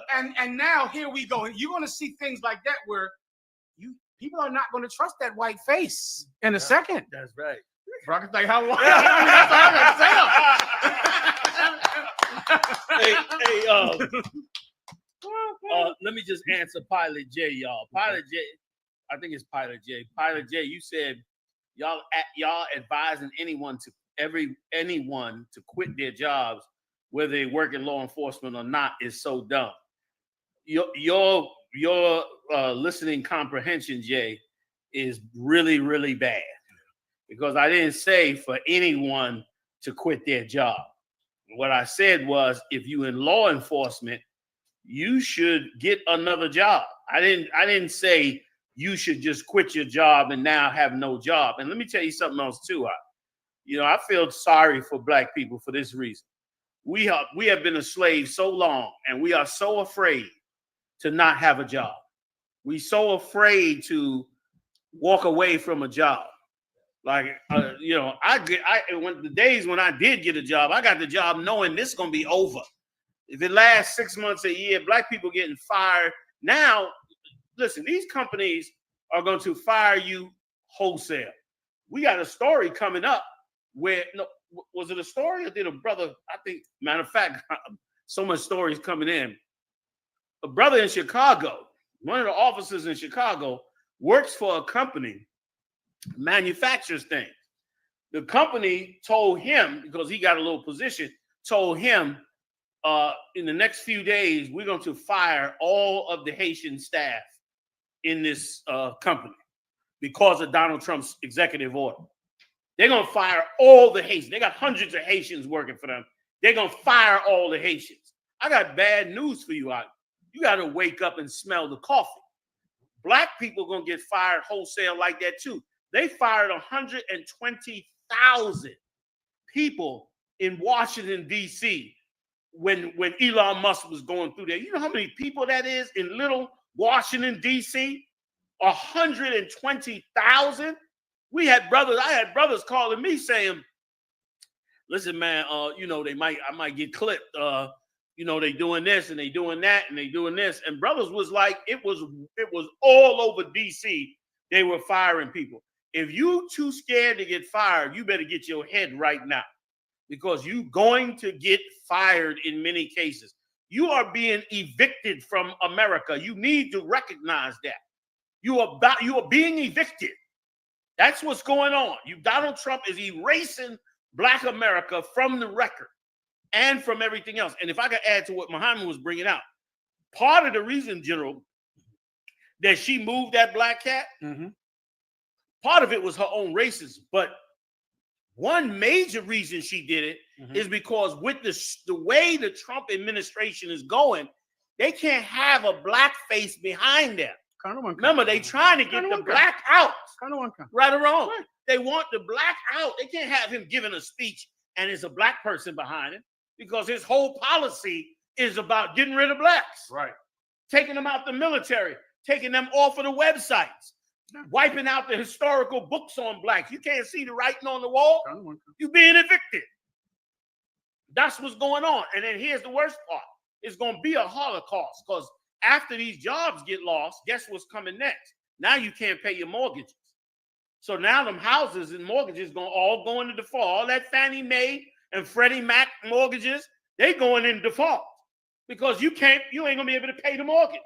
So that's gonna be the next wave, and then the next wave, and the next wave, and it'll go on and on and on, brother, until there's nothing left. It's what the Egyptians did to us by telling us we had to make brick without straw. Like, as they get in more danger and we rise to higher heights, they have to come up with ways to cut us off. I would never tell anybody to not have a job unless you have a way to either make money or you in here working with me directly, and we in here, which we taking care of every single brother we can in this school. Every single one. Big shout out to Ahmad Yashar doing what he do. You understand? He worked like a trooper, a super duper on all that stuff with that money and all of them, moving that stuff the right way. Like that's what we do, Jay. I'm not telling you to just quit your job. I'm telling you, you losing your job. I'm telling you that you as you get into being in this job, you about to see more racism in the law enforcement agencies. And some of it'll be turned on you. If you grew up in New York City with me, you would remember the days of how many black cops you got shot in New York City. You know how many black cops got shot in New York City in the subway? Tons of them. It was so bad that the cops had to have wristbands. Undercover cops in New York had wristbands. They had a whole host of wristbands that they issued to the cops. And what they did was they would call in every morning before they go to work, and the station would tell them the color of the day. The color of the day is green. The color of the day is orange. The color of the day is pink. They would have to pull that armband on and put it on their arm. And that was the only way for the other white cops to know that this cat was an undercover, because they were shooting black people so much. They were shooting the black undercover cops to where black cops didn't even want to be undercover because they was going to get shot all the time. So they came out with the color-coded band. And then they had to abandon that because, of course, somebody started selling them out and all the criminals started finding out what the color was. And so they start getting the bands, and now they wearing the bands and they the criminals. It was a mess. So wake up. Nobody telling you to go quit your job. Y'all love to try to put them labels on us. Like we, some kind of group that wants to just wipe you out and make you run around eating gruel and not holding a job and living with no electricity. No, man, we ain't telling you that. Go get all the money you can get. You know what I mean? If the Lord allow and is lawful and right, and pay your goddamn tithes. You think we don't want your tithes? We want your damn tithes so we can help more people. You understand? We're not telling you to do that. Don't put that label on us, huh? You understand? We don't move that way. You know what I mean? And we got the best infrastructure you ever saw. You wouldn't know unless you in here. We got the best infrastructure. We take a man, brother, from homeless with nothing and make him a prince up in this work of the Lord. That's right, sir. Many of these cats that's in here, including myself, started from some of the most humble beginnings in this place and sitting high as they could be with honor and self-respect and dignity, man, and raising up families and wives and children and brothers in here doing all that. So don't put that on us, man. I'm gonna let you go with that because I'm gonna block your ass next time. Can I say one thing? If you don't mind, sir. Can I say one thing? If I could, sir. Pilot J out there, he knows damn well you didn't say that. Exactly. But he's filtering what you say through his own personal fear. He's scared. Let me tell you, at the service of Commanding General Yohana, I've counseled engineers, nurses and doctors, lawyers, police officers, and people in the white man's military. And do you know what all of them have in common, sir? Every last one of them, as they're working those jobs, are always looking for a better job. There is no one that works a job. I counseled an attorney, accountant. You know what an accountant is doing in the UPK? Going to work for 8 hours, and then they're on, what's that website professionals go on? Indeed and what's the one? LinkedIn. They sitting on LinkedIn as they home after they done work 8 hours at the law firm. They trying to work at a better law firm. Yeah. They trying to make more money. What is a lawyer, a nurse practitioner doing in here? Yeah. Working 8 hours, giving prescriptions, and then on LinkedIn finding a recruiter. Everyone on a job is looking for a better job. Right. Pilot J. Everyone, who the hell is not? Who the hell is working any job expecting to never get laid off? Right. You think these police officers should go to work being a cop expecting that they will never get fired? You're a fool. Let me tell you who Pilot J is. He's the one that snitches on you at work. Yikes. That's Pilot J, y'all. I'm telling you. You ever see them black people that work there? You wonder who the hell snitched on your time. Yeah. Who the hell told you went on break early? Pilot J. Pilot J is snitching. Why? Because Pilot J is not looking for a better job. He's just trying to hold on to the one he has. And he is never any professional, an Uber driver, a construction worker, is always looking for a better job. Yes. Who in the hell is not? Who's not? Who's not looking for another side hustle, another way to get a few dollars? If you give me a doctor, they're like, damn, John Hopkins just ain't paying my student loan off. Right. Like they should be. Right. Let me see what Presbyterian is doing for doctors. Boom. There is no one that is sitting on a job, sitting on their laurels like, I'll never lose this job. Right. Whatever you're doing, you better get ready to get fired. That's it. I don't know what else I can tell you. Because you're going to get fired if you're a doctor, lawyer, construction worker, cop, or in the military. What do you think people do in the white man's military? After 3 years, they're put out on the street. That's right. They don't have anything. That's right. They live under a bridge because this job is over now. You were a Marine. Right. You were in the Air Force. In 3 years, you're sitting up there looking like, what the hell am I going to do with my life? I got nothing. All I know how to do is kill people. Right. Now I'm sitting home and I need a job. That's right. You should always be looking for a job, Pilot J. Stop snitching on people on your job, Pilot J. Stop lying, going to the supervisor and snitching on everybody getting fired because you in the supervisor's ear every day. So-and-so clocked out early. So-and-so took a long lunch break. Don't worry about keeping your job. Get a better one. Right. Salaki, sir. And then he go to his coworkers. He go to his coworkers like, who's snitching? Who's snitching? Pilot J, man, you know who told everybody that I stole that paper from the copy room? I don't know what you talking about. Good. I think you just coined the term for all snitches. Pilot J. You're a Pilot J. Oh, man. Yo, man, he called them y'all and said, Pilot J, land your plane.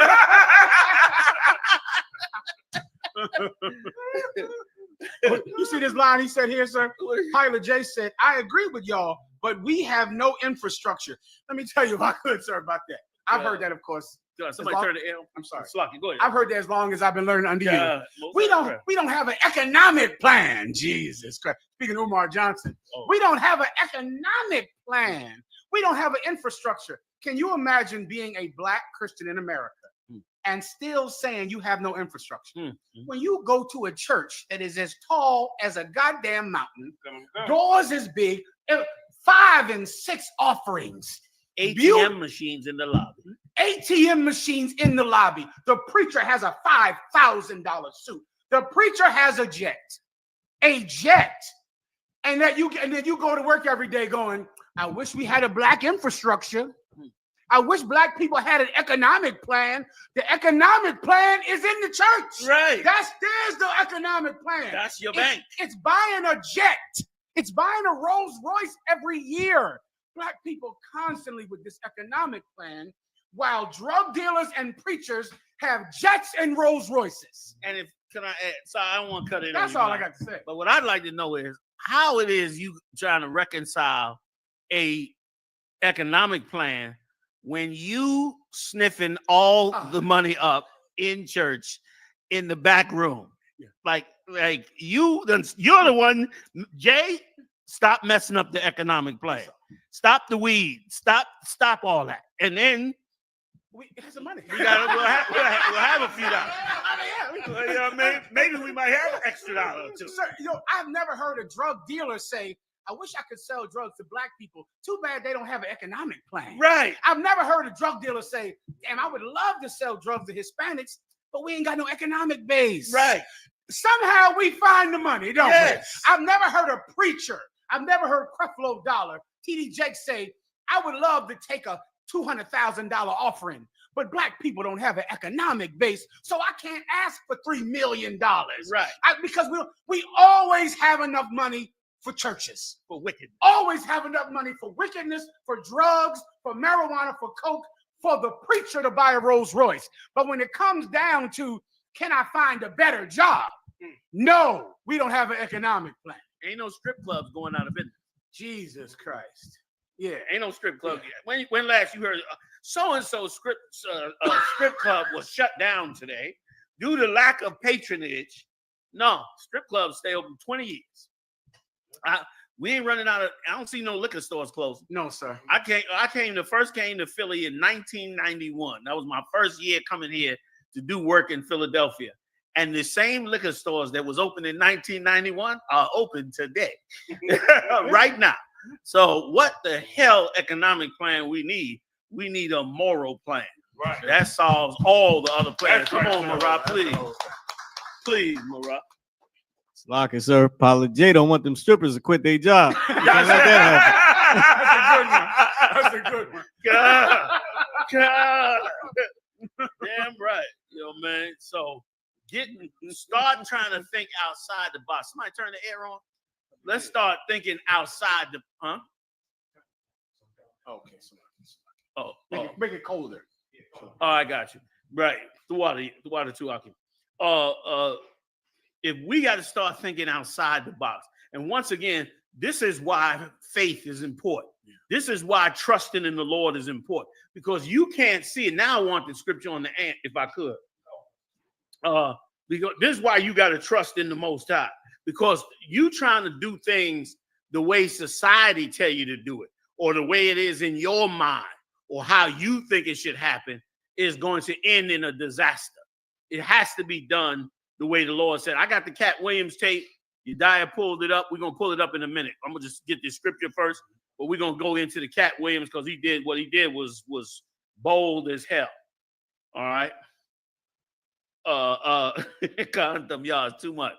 Pilot Joe, warning. Pilot J, you've entered a no-fly zone. I don't know why. Pilot Joe, I think, is his real name. He lied about the name. No problem. I don't think he's a J. You think that's Joe? Yeah, that J is to sound black. He's a Joe.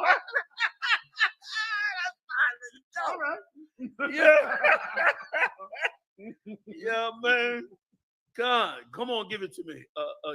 You got it.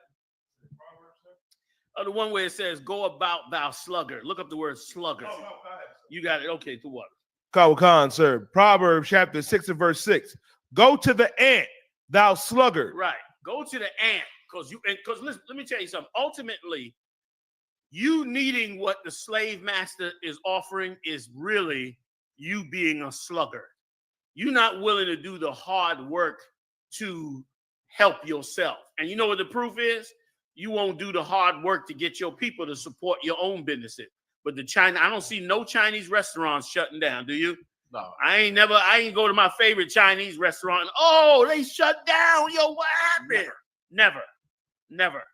Some of them in there selling dog food, and they still open today. That's right. Okay, violation after violation after violation from the city and the code and L&I and all of that. They still open. Okay, go ahead, Op. Consider her ways and be wise. Right, consider her ways and be wise. Learn something from this animal. Go ahead. Khan, verse 7. Which having no God, overseer, or ruler. They got no God, no overseer, nobody ruling over them. But they survive. Here's how they do it. Read. Khan, verse 8. Provideth her meat in the summer. Go ahead. Khan, and gathereth her food in the harvest. So she don't sit up there and wait for some preacher or some white man or some fake religion to tell her to survive. Like Muhammad said, everybody's on Indeed looking for a better job. Everybody does that. So the Lord is saying, take a look at this ant. They prepare their food in the right time. You should be preparing your nation the same way. This ain't just talking about food. This is talking about raising our children. This is talking about building our brotherhood. This is talking about taking every evil thing that has infiltrated us as a people and building upon executing it out of our people. If it's gun violence, really do the work to end the gun violence. If it's prostitution or hoeing, really do the work to end it. Instead of sitting back saying it can't be done. It can't be done. We don't never come together. I can't stand hearing that no more because the Lord then already showed me the proof that you can come together, that you can win this battle. Okay? That's what it means when you do that. Go ahead, Op. Khan, sir. Verse 9. How long wilt thou sleep, O sluggard? Right. How long you gonna sleep? How long you gonna be slack? How long before you say, yo, I gotta help mine. I gotta help my people. Go ahead. Khan. When wilt thou arise out of thy sleep? That's right. When you gonna come up out your sleep of all these religions and all the things that they giving you to put you to sleep? And I can't stand to hear somebody talking about, well, I gotta go for self, or I can't help nobody unless I help myself.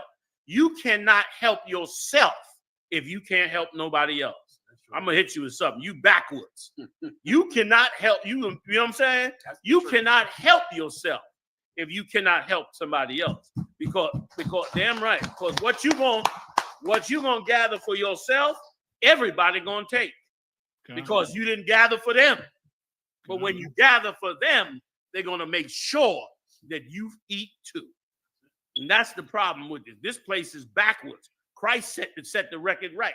Christ said the nation, the leaders of the, I'm paraphrasing, the leaders of the heathen exercise lordship. You understand? In other words, they get the best of everything while the little people starve. But Christ said, it shall not be that way with you. He said, the greatest of you, let him be your servant. We're building this nation in a different way than the white man's way of building this nation. We build this nation by building it from the bottom. Christ went to the poor. He didn't go try to get into the halls of the rich and the wealthy and the power. He didn't go see Herod. He never even spoke to Herod. Herod knew about him, though, because he went to the poor and he raised the poor up, and they raised their families up, and they raised this nation up. And Christ was covered the whole time he was You here. got to read this last one he just said. Okay, come on. I'm Bishop, sorry. Here you just said just now, when Yes. you just said, you gave the truth about helping yourself. Who should be helped first? Oh my God. Here's come on. Pilot J. Pilot J says, yes, I've been a pilot for 13 years. Have a good night. Help yourself first. Helping others before yourself is for a fool. There you go. Let's read what Christ said about it. Can you hold that and give me what Christ said? The same scripture I just quoted. The heathens exercise lordship. Just to clarify that. That's sad, Pilot Joe. I'm calling Pilot Joe. That's sad, Pilot Joe. You know what I mean? 13 years. I hope you took care of the mechanic. You know what I'm saying? I hope he took care of him. Yeah. You know what I'm saying? Yeah. Come. Luke chapter 22 and verse 25. And he said unto them, the kings of the Gentiles exercise lordship over them. That's how the kings of the Gentiles work. They sit in power over the top. See, Donald Trump, he want a parade. The kings of the other nations raise up vain men to rule over them. Men who really want to be a god and forget that they in a body of a flesh. But they want to be a god. And all throughout history, it's been that way. All them empires, their leaders thought they were gods because they had this power. When Christ said, nuh-uh, we ain't building our nation that way. And brother, I rides with Christ because he knows what he's doing. This nation, we walk with him. Go ahead. Khan, sir. And they that exercise authority upon them are called the benefactors. They're called the benefactors because they receive the benefit of everything that the people under them produce. You good? They receive the benefits of everything that the people under them produce. Come on. Khan, verse 26.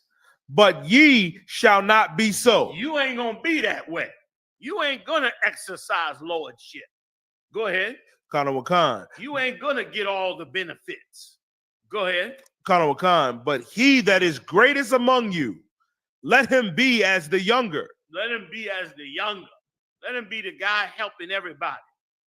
Let him be the guys that are to be in charge. Let them be like those servants of those lords that's in power in the other nations. Let them be like a menial worker. That's how it's supposed to be. Go ahead. Common Khan, sir. And he that is chief, as he that doeth serve. He that is chief, let him be as he that serve. Go ahead. Common Khan, verse 27. For whether is greater, he that sitteth at meat or he that serveth? That's a heavy statement right there. Who's greater? The guy sitting at the table to eat or the guy serving the guy that sits at the table to eat? In the heathen's mind, the guy sitting at the table eating, he's greater because he's eating the plate of food. But if you really look at it, the guy serving him is more powerful than him. He controlling whether your food good or not. He controlling all of that. Whether you eat on time, he's the one that has the food, not you. He's the one that went and gathered it up. He's the one that went and cooked it. He's greater than that guy. You just eating it. He went and did the real work for it. And that's what Christ is trying to say. And that's how we build a nation. You know, go ahead, Marat, please.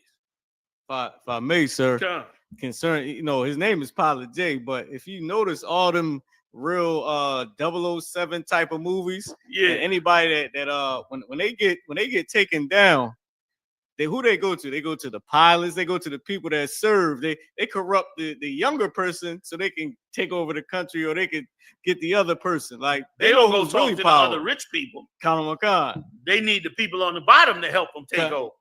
They will get the guy that work in tech. And corrupt him, tell him, yeah, we got your cat. We know you where your mom live. We need you to do this. Boom. Sorry, I didn't mean to cut you off. That was it, sir. No, what you're saying is exactly right. That's who they go to. Because really, that's the guy that's in power. It's just in this world, it's everybody brainwashed to think it's something different when it's not that. You know what I mean? Let's keep on rolling.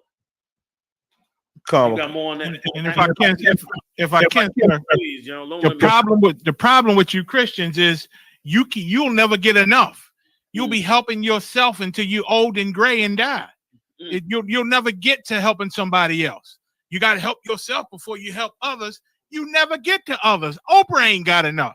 Jay-Z ain't got enough. Al Sharpton ain't got enough. A Negro Christian in America ain't never got enough, no matter what they have. So you never get to help nobody else because you're fooling yourself that, well, once I'm cool, once I'm stable, you ain't never going to be stable because you're still a slave in America. I yield, sir. Damn right. Big shout out to General Kabbalah Mob. He said, he pulled 1 Corinthians 10:24. Let no man seek his own, but every man another man's wealth. Like you can't get plainer than that. Remember, man, our nation, that's why the Lord said this. The Lord said that that by following the Lord's statutes and commandments, the nations will see our wisdom. Like they don't see that level of wisdom. That's why they're killing each other now, about to go into the Third World War. We're going to get back on that. But that's happening because they can't see this level of wisdom that Christ is talking about. Okay? They can't see that. Like if we had been any other institution that opened up this many schools, we'd be getting invites to senators' houses. We open more schools across this country and outside this country as regular men in the work of the Lord, serving the Father. Yet it's looked at like not a big deal when it's a huge deal. But it's not a big deal because we don't take the position of being all that and everything and wanting to hobnob with them. Okay? Let me let you finish real quick so we can get back on the story. You was going to say something, Maya? Did I miss you? I was just going to say, and one of the heaviest cuts Christ did, man, is when he told the brother thought he was good. Look, I don't eat pork. Lord, I don't do that. I follow the laws from my youth. What more do I need to do? I'm good to go, right? You can admit that, right? Christ said, you got all that right, but one thing you lack. Sell all that you got and come follow me. Come get down with my team. And that cracked him. That cracked his shell because he thought he was good. You understand? But he had to realize, oh, man, am I ready to go there? Like, it's one thing you ain't ready to go. You're ready to do is give up, what you value. You know what I mean, for your people. And that's what Christ's going to require from everybody. So, Damn right. Good ass point. Finish them 2 scriptures real quick, if you could. Khan, sir. Khan. This is the book of Luke, chapter 22 and verse 27 in the middle. It's not he that sitteth at meat, but I am among you as he that serveth. That's the clearest cut. He said, I'm among you as he that serveth. I'm trying to serve y'all, even though you know what I mean? I'm in full power. You got more? Go ahead. Ye are they which have continued with me in my temptations. And I will appoint you unto you a kingdom. It's like, and I will appoint unto you a kingdom, as my Father hath appointed unto me, that ye may eat and drink at my table in my kingdom, and sit on thrones judging the 12 tribes of Israel. That's what Christ came back and said. He was among you as a servant, but he can give you a great seat to sit at. But he's still greater than you as the servant. You know what I'm saying? That's how Christ's wisdom works. And that's how this nation going to be built. And it's going to be amazing to see. And then other nations ain't going to understand it. You know what I mean? Okay, I yield. Y'all want to move on? Come on. Let's move on, man. Let's get into it. We going where? We going to Umar Johnson, or y'all going to do more on the war? I would say Umar. I would recommend Umar. Okay, let's get on. Let's check out Umar with his big, stupid, Gumby haircut ass. Excuse my friend. First? Oh, with Cat Williams? No. We didn't play that either. Cat Williams. Yeah, you want which one? I would probably play the Cat Williams one if it's brief. Then we come on back. Could we do that? I didn't get the Cat Williams, sir. Y'all don't got the Cat Williams? Yeah. All of them on TikTok. Yeah, y'all hit TikTok. Couldn't get them. Yeah, it's somebody else's narration. Maybe they blocking point of view, kind of. Damn. Could we get a link or something to give out in the chat room? Q, pull up a link, throw it in the chat.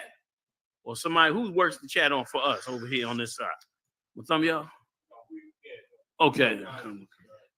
See if you find a link and give it to Muthumya so he can, when he get a chance, he can throw it up in there. You know what I mean? Here's another idiot right here, Steven Jackson.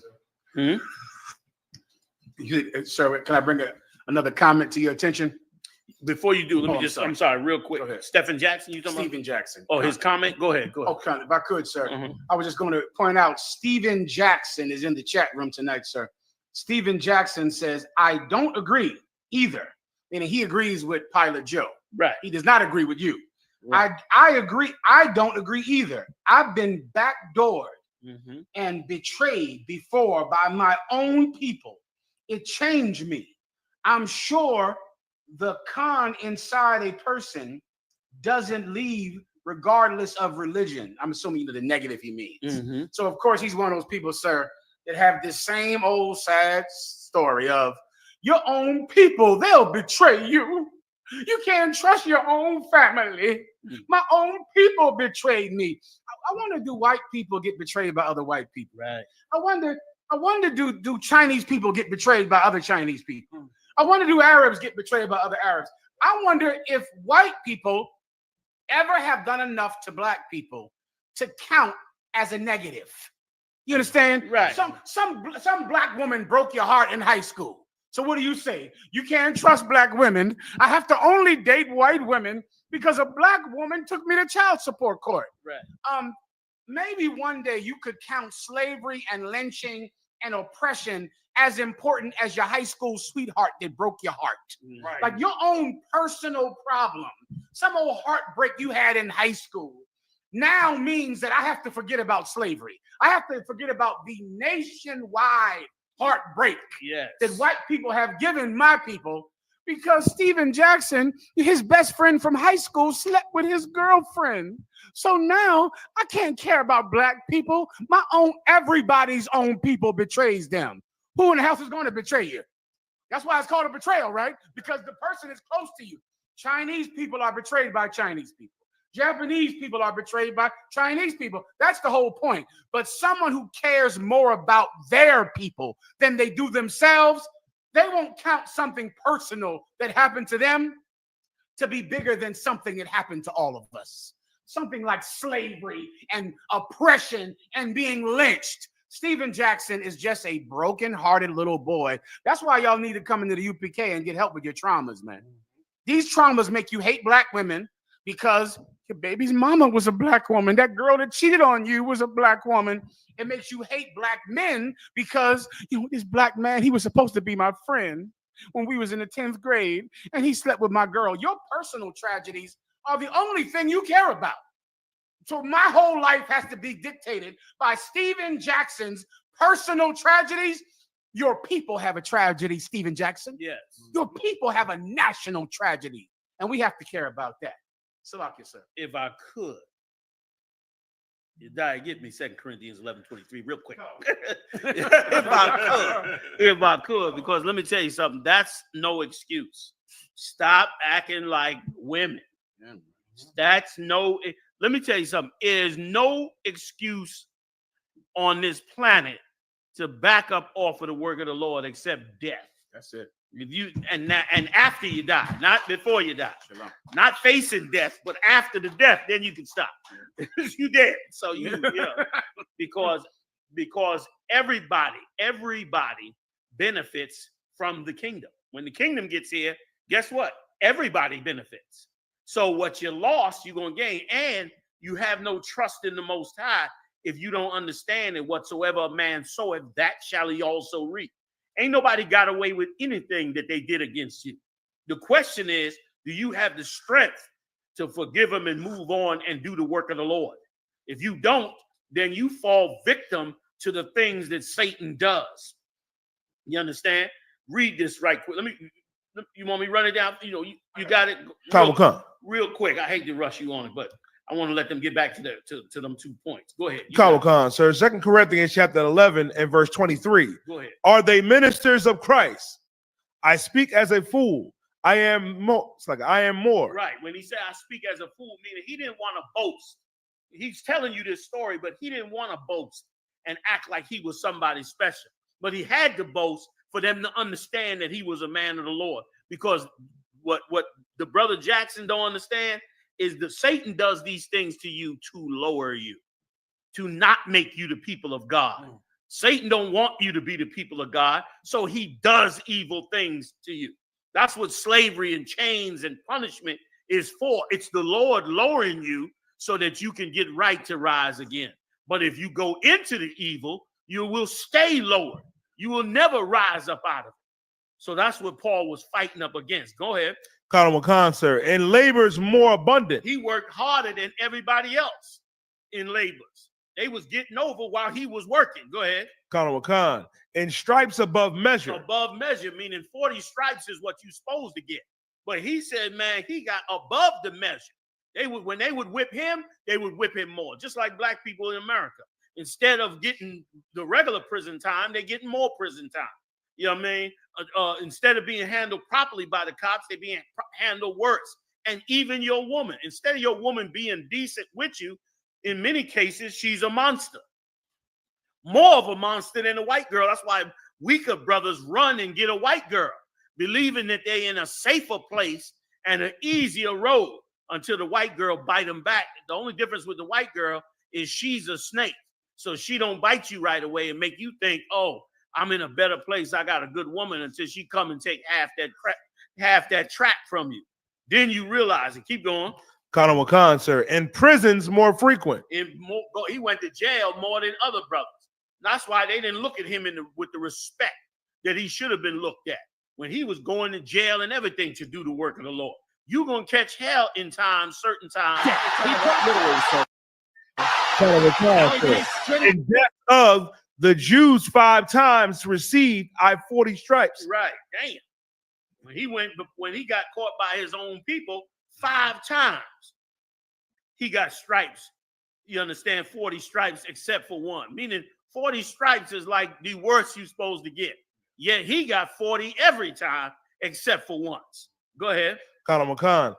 Verse 25. Thrice was I beaten with rods. 3 times they beat him with rods. Go ahead. Once I was stoned. Once he was stoned. And it tells you in the scriptures in another part that when they stoned him, they thought he was dead.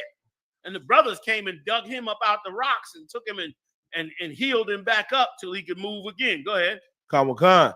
Thrice I suffered shipwreck a night and day. Twice he suffered that shipwreck. Go ahead. Khan. Have I been in the deep and journeys often in perils of water. And perils of robbers. Listen to this part good. Go ahead. And perils of robbers. And perils by my own countrymen. In perils by his own countrymen. He got betrayed. They cut his throat. They did him dirty. They backdoored him. You understand? Go ahead. Sir. In perils by the heathen. The heathens all did something wrong to him. Just like they doing to us today. Go ahead. And perils in the city. And the perils in the wickedness. So like in the wilderness. That's right. And perils in the sea.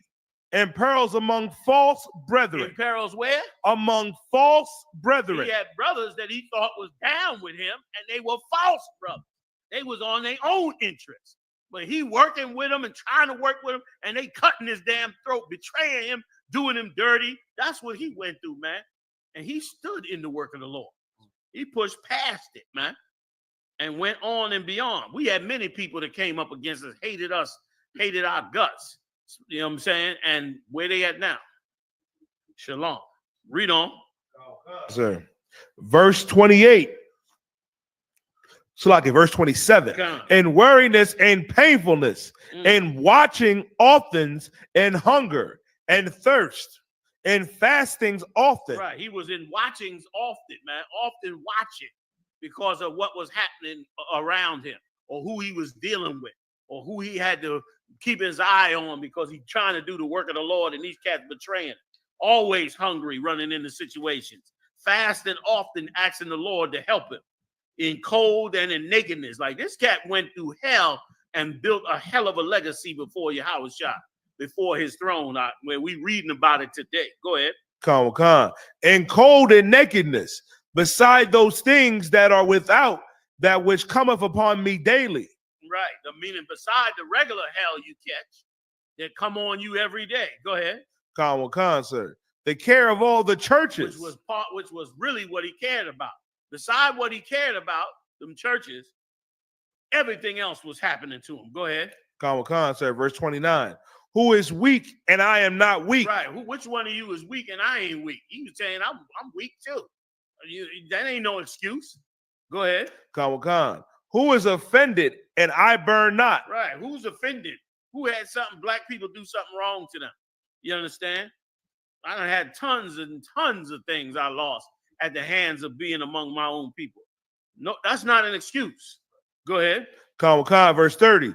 If I must needs glory, I will glory of the things which concern my infirmities. That's another kind of dude that's out here. He said he gonna glory in the things concerning his infirmities. Damn. He gonna look at the things that he went through like badges of honor for the work of the Lord.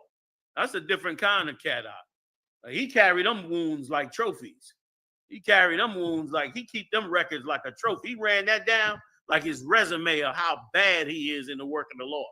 Meanwhile, if you told somebody all this happened to you, they'd be looking at you like you a loser, or you'd be looking at yourself like this cat is. Like, I can't trust black people because look what happened to me.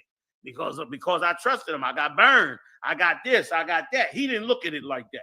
He looked at it like it was a trophy that he stood up and surpassed all of that. I think it's one more verse, or am I done? Two more verses. Go ahead, real quick. Verse 31. The God and Father of our Lord Jesus Christ, which is blessed forevermore, knoweth that I lie not. Go ahead. In Damascus, the governor under Aretas, the king, kept the city of the dam of Damascus with a garrison. The serious to apprehend me. Right. He said he was, in other words, I was on the run, under a serious jam. Go ahead. So much so that the governor was after me. Go ahead. Sir, verse 33. And through a window in a basket was I let down by the wall and escaped his hand. Damn, for what? For going through that so fast, man. And through the window in a wall. Damn, they let him down in a basket to get him the hell up out of here. This cat was on the run, even at times from governors, just to get the work of the Lord done. And just because his words created such a disruption in the society that they was dealing with. And brother, That's how you got to go at this work of the Lord. There's no excuses.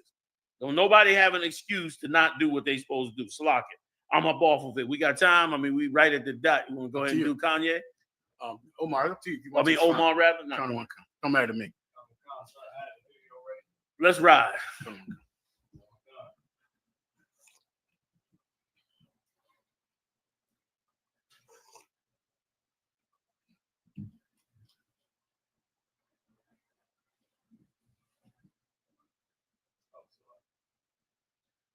Content, because I know y'all got a lot more to give.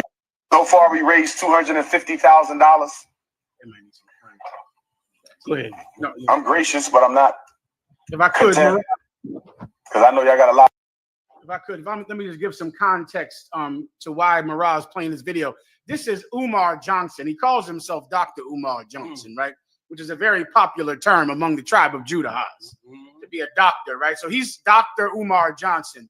He's been building a school in the Philadelphia area for years. He calls himself the king of the conscious community. And a descendant. Of who is Marcus Garvey. Is it that? Yeah. Frederick Douglass. a descendant, probably both, I'm sure. Probably, yeah. And Imhotep, the pharaoh. Right. The embodiment. The embodiment. He's a descendant of Frederick Douglass.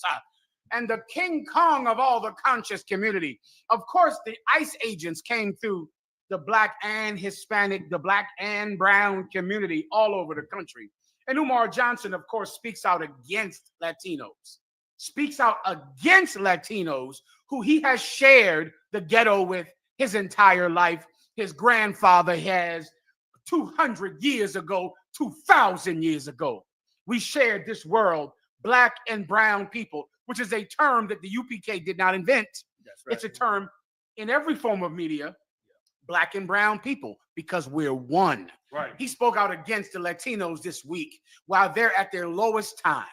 He spoke out against them. Salaki, sir. Yeah. So go ahead and play the tape out, please, and we'll go in on it.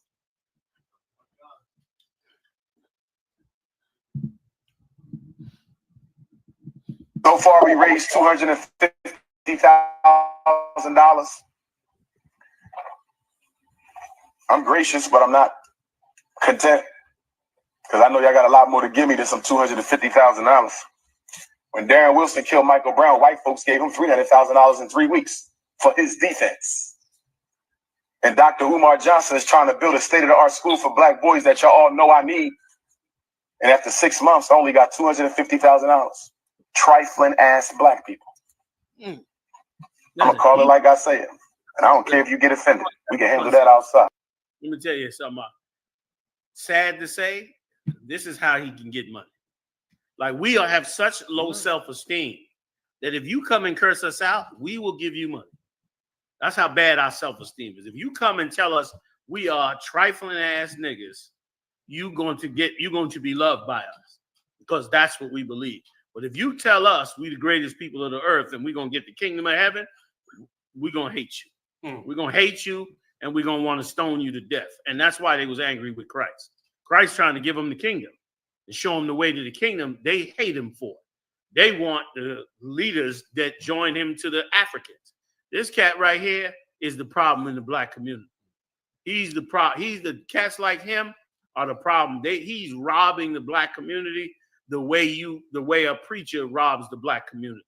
And for you to just verbalize that, there's no way you love Black people to just verbalize that. You just want the money. And somebody need to give him a drug test. Please. You got more on the tape? Oh, you was going to say something? I'm sorry. I didn't mean to cut y'all off.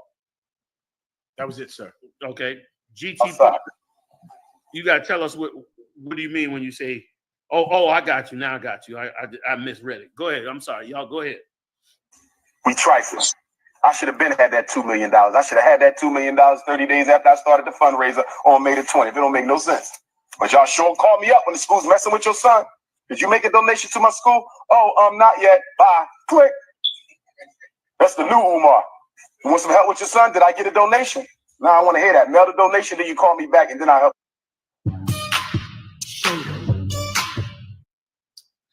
Well, wait, can we get the part where he spoke against the Latinos?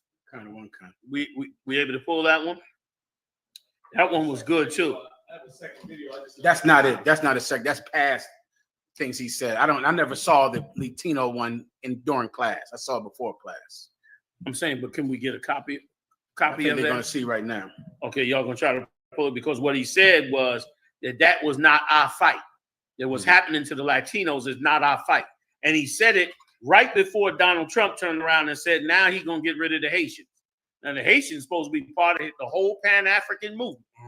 But now he's ready to look at it a second way. It was so dumb to think that what's happening to the Mexicans and the Latinos is not our problem. If you're going to fight racism, stand up against the racism.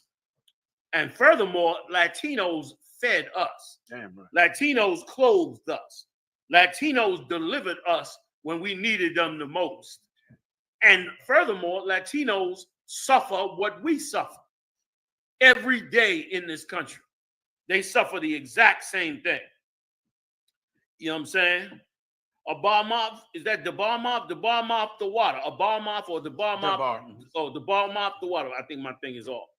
The water for making that statement, brother, because what you're saying is absolutely daggone right. Are we off the air? Oh, no, you pulling the tape. Wait a minute. Hold on a second. Oh, damn, I flipped into something else. I don't know how that. Captain Tazaryak sent the link in the chat, Marah. I sent it too. Con, can y'all grab that? Let's get that. Let's get that tape on real quick. Like this simpleton that we look at as a real black leader because he sound good, because he talk pro-black. When meanwhile, he been building that school how long? A decade? We built 40 since then. And several of them outside this country. And educated the most important person. The most important person, let me tell you something, I'll show you how brainwashed he is and how well the white man brainwashes us. Black people in their heart of hearts, and you can take a survey and ask them. And if you ask them, out of the men, the women, and the children, if we want to change the black community, who should we go educate? I guarantee you 99% of your answers is going to say educate the children. Of course. Give the money to the children. What does the churches do? What does the NAACP do? They all give the money to students. All give the money to the children. All give the money to people going to college. The people you got to educate are the fathers. The fathers will send the sons and daughters to college. The fathers will bring the family together. What good is your child being educated at Harvard and he's a sodomite, he's a queer, running around chasing men? That's not building your nation, that's destroying your nation. You need men to rule. The Lord said, the flock of my pasture are men. That's who got to be educated. And that's why this fool is sitting up there for 10 years trying to build the same school, claiming he gonna help people with their children, when what he should be doing is helping us raise up men to wake up and help all the children. And I want to see how he gonna get 14 million black people's children into that school. Because he said he's gonna open this school. Yeah. You need $2 million and $250. I'll open 10 schools. If I could, sir. Umar Johnson, not only is he hateful of his own people, not only is he a drug addict, you know what else he is? He's naive. He's like a child in his mind that he even thinks he can do this. He's a naive child. He thinks that he can be so selfish and greedy and go get all these black schools and change. Everybody thinks that garbage because they're high and on drugs, and he's a naive child. You have the video, sir. We got it. Let's play that video.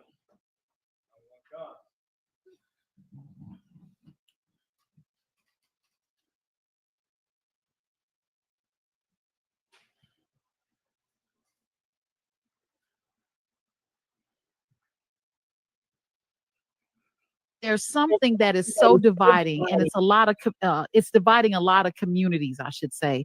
The migrant crisis and ICE agents are present in urban areas, including right here in Chicago. Now, some of our listeners are asking and have asked up to this point, should Black people be getting involved in this issue? Or should we stay laser focused on our own people? Because we're still fighting for basic dignity in this country. here is my position on the migrant crisis and the migrant protests that are sweeping the country. No group has ever come to America to help Black people. No group has ever helped Black people. You've had individuals participate in Black struggle, but never as a community. European Jews never said we're going to help Black people as a community. Latinos never said we're going to help Black people as a community. They come here to replace us. I think that's enough. I think he's. Hey, can you pause that for a second? Umar Johnson's a goddamn idiot. First of all, the Black community was always helped by Latinos. What do you think the Brown Berets were? Why did the Brown Berets put on berets? They didn't have berets on. You know when they put on berets? When the Black Panthers put on berets. The Black Panthers put on berets, and then they put on berets and called themselves the Brown Berets. And then they followed and did what rode with the Black Panthers. They have always been on our side. There has not been one situation with Black people that Latinos did not support us in and did not stand with us. And going back even more, and I don't know what city Umar Johnson grew up in, but if you grew up in New York City, brother, Blacks and Latinos was like this in New York City. Blacks and Puerto Ricans specifically were like this in New York City. Okay? We rolled with you would have Black friends, Latino friends, and you didn't even see no difference between the two. Go back and look at half of your rappers that you think are Black, they really Latino. You think they rap, they Black, but they Latino. Okay, I should have got a list of some of the names. All them cats that pioneered rapping, where you think breakdancing come from? Blacks didn't start breakdancing. Latinos started breakdancing. I was there. Latinos started that breakdance. That pop locking, this shit, they do this shit in, that started from Latinos. Why did that start from Latinos? Because Blacks were rocking out the hip-hop, the new hip-hop music. What did Latinos do? They joined in with the dance. The music, the Judah had the music. Latinos brought in the dance. They merged together. Go look at all the old videos and movies that they made. What are they, Beat Street? All those movies, Blacks and Latinos were together. Who you think started tagging up the trains in the 70s? That was Latino. They was teaching Blacks how to tag the train.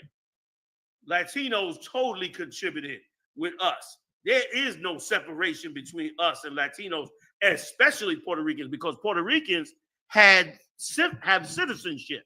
So they were traveling from Puerto Rico to New York like it was nothing, and other cities. So they built whole communities. Where you think the South Bronx was? The South Bronx was all Latino. The West Bronx, the East Bronx, all Black. You mean they never was with us? They've always been with us in every conflict, not just with the Berets. When Black people started doing terrorism in the 70s to fight against America, Black people, Latinos joined them.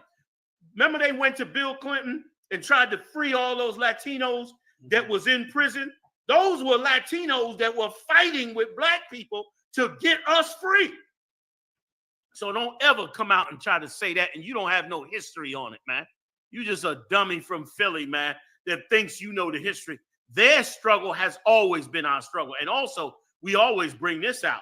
We always bring out how, brother, when we was running from slavery, the only people, hear me good, the only people that gave us haven was the Mexicans, brother. The Mexicans are the ones that gave us haven from going back into slavery, brother. They the only ones. The West Indians helped us when we fled to the Caribbean. They helped a ton of us in Cuba, Caribbean islands, because we was fleeing from that slavery, especially when the British wanted us back. When slavery was ended in the United States, it was still going on in Great Britain. The British wanted the British slaves back. And the British slaves had to flee to the Caribbean to get away from England. And that's exactly what they did. And brother, so we've always been helped in one way or another by the different 12 tribes. So don't give me that garbage that's not our fight. And on top of that, you see that it's pure racism coming down on them. You understand? Ain't nobody even questioning. And this is how you know spiritually that it is that blacks and Latinos supposed to go together. Trump is deporting Arabs. Trump is deporting East Indians. Trump is deporting Chinese. Trump is deporting all these nations. Why? He's deporting Africans. Why is it that it ain't a discussion on whether we should be in the fight with them? Even Africans, they ain't even arguing, should we be in the fight with them? Should we be in the fight with them? What about Muslims? All these Muslims getting deported. Ain't nobody questioning, should we be in a fight with them? You know who we question? We question the ones that's part of the 12 tribes of Israel. You know why? Because we always hate our own. We always bringing that question up because we always ready to turn on our own. That's the proof that they're the 12 tribes of Israel. And that's the proof that we're supposed to stand with them in this time of trouble. And something else, man, ain't nothing worse than a sucker that won't stand with you when you down. You know what I mean? You get rid of that sucker when you get back up. When you go down and niggas don't stand with you, fuck them niggas, man. That's right. Damn right. You understand? Sir. When you get back up, you dismiss that bastard. Because, brother, ain't no greater gift. Christ said this. Ain't no greater gift than a man lay down his life for his brother. Right. Ain't no greater gift than that. So while the Mexicans is down, you shouldn't open your damn mouth against the Mexicans, huh? Because when they get back up, they're going to so remember those who were down with them. And by right, they should, because they did it for us. That's right. There's proof they did it for us. And no other nation came here. And listen, and it was even bitch made what he said. He said, ain't no other nation came here to help us. Nigga, no Africans came either. Right. The fuck is you talking about? Right. Ain't no Africans came here neither. Them Africans running around. So come to Ghana. Come to Ghana. Want your money out of Ghana. You get over there as racist. They racist against blacks. This is Africans. Nigga, black is that damn camera stand. Over there eating bones and mad and hating on us when we get over there in Africa. And a ton of you niggas done went over there and you know exactly what I'm talking about and you don't got nothing to say about it. You quiet as a damn mouse. You go over there in Africa, they robbing you from the time you hit the airport. They extorting you every time they see you. They have a disdain for you because of the wealth that they perceive that you have. Because you got so much more than they poor ass over there in Africa. So they hating on you and charging you up for everything that you have. They ain't welcoming you like, my black brother, bring us back, tell us about your journey and your culture and what happened. But that's what you niggas lie about. And furthermore, why the fuck do what's his name? Excuse my, I'm being a little nigga tonight. But why in the fuck don't Umar Johnson go to the Africans for that $2 million? Why poor black people got to build a goddamn school? You Mr. Pan-African dashiki wearing Gumby haircut motherfucker. Why in the fuck you don't go to them Africans and get that $2 million? You gonna go to poor people and then curse them out because poor black people don't got $2 million to give you in 6 months? You's as rotten as a goddamn preacher, man. You's a fucking lowlife like any other preacher, man. You understand? That's your damn problem. And black people, the sad part about it is Umar Johnson gonna get plenty of money out of y'all. He gonna get plenty of cash out of y'all because of a man that care about you like your Howard Shah did. You hate that nigga, man. You hate him. A man that do so much for you. That's why Paul went through what he went through. We just read it. He went through what he went through and we looked at without the respect that he should have had. He was looked at as for less than that respect simply because what he was doing was right. What he was doing was really caring for you. But you are an evil motherfucker, some of you. And you prefer somebody that abuses you. If somebody come up and abuse you, you give them everything. You know why? Because you've been being abused for 400 years and that's all you know. That's all you know. So when somebody treats you like a dog, you accept it, you take it right in. The minute some presidential candidate wants to run for president, he shits all over you, man, including Obama. That's right. Obama did it too. He shits all over you, and you join right on in with them. You understand? This clown gonna get up here and say, "Don't stand with our brothers." You know how long we was in? You know how long we've been riding with them Chicanos, man, down in East LA. You understand? You know how long we've been riding in them rice and beans, man, trying to survive with one another. And you're gonna tell us to back up off our brothers? Why? Because you want some Pan-African shit when an African ain't giving you shit. That's right. I like that. That's why I want to see where the African money, where all that Mutubu money. Shoot, motherfucking what's the name? Nigeria got oil wells. They can inhale 2 million and give it to you. Them niggas don't even give you an audience, nigga. You up running up in the black community, go fly over there. You know what I'm saying? I know why you don't want to fly over there, because you see them purple niggas went over there and they hit their ass with smoke grenades and rocks the size of a grapefruit. They was throwing them rocks out. Them rocks was spinning on there. They was throwing in sliders, curve balls, fast balls, all that shit. And them niggas ran their ass out they damn country. And you gonna turn around and come down on the Lord's people because they don't give you $2 million to build a fictitious school. We done built up, we getting ready. Matter of fact, listen, I'm a little announcement. We getting ready to do a new dedication on our 3rd school in Delaware. I'll get you the date. We getting ready to open, and the 3rd school is so big, it's big enough to be an event center. That's how goddamn big. Big shout out to Zion. Sorry, to Zion. Big shout out to Captain Zion, man. They getting ready to open up their 3rd building, their 3rd school, and the school is big as hell. You could damn near hold the pad. Not can't fully. We so much of us we can't hold the pad, but you could hold a pretty big event in this school. It's that big, and this is the 3rd school, man, in the state of Delaware. So what the fuck is this clown talking about? We stand with our Latino brothers, huh? Right. We stand with them, man, because Christ stood with them. And we're going to stick with them to the end, man. I'm off my diatribe. So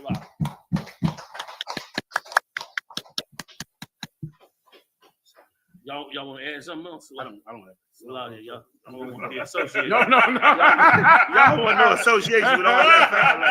I understand. I only do it once in a while. Jeremiah, so can we play a little more of what he said, or is that pretty much it? You think that's pretty much it? We over the time by 24 minutes. Let's let everybody go back to work. You know what I mean? So, big shout out to Captain Tazaria holding us down. Big shout out to General Q up in the building with us. You understand? Holding us down. His wonderful wife, Batha Rawana. I think that's Q's wife. I'm not sure. May not be Q's wife. Harakwana. That's Batha Rawana. I think I got the wrong person. My bad, sis. So Wap Yala, Bunyum, all the way from Trinidad, holding us down. Big shout out to you. I ain't gonna run through it all. Heavy hitters in the building. Officer Moran and his mighty crew doing it up every week. We'll see y'all next Monday, man. Live right here at the UPK, man. See y'all then. Shalom.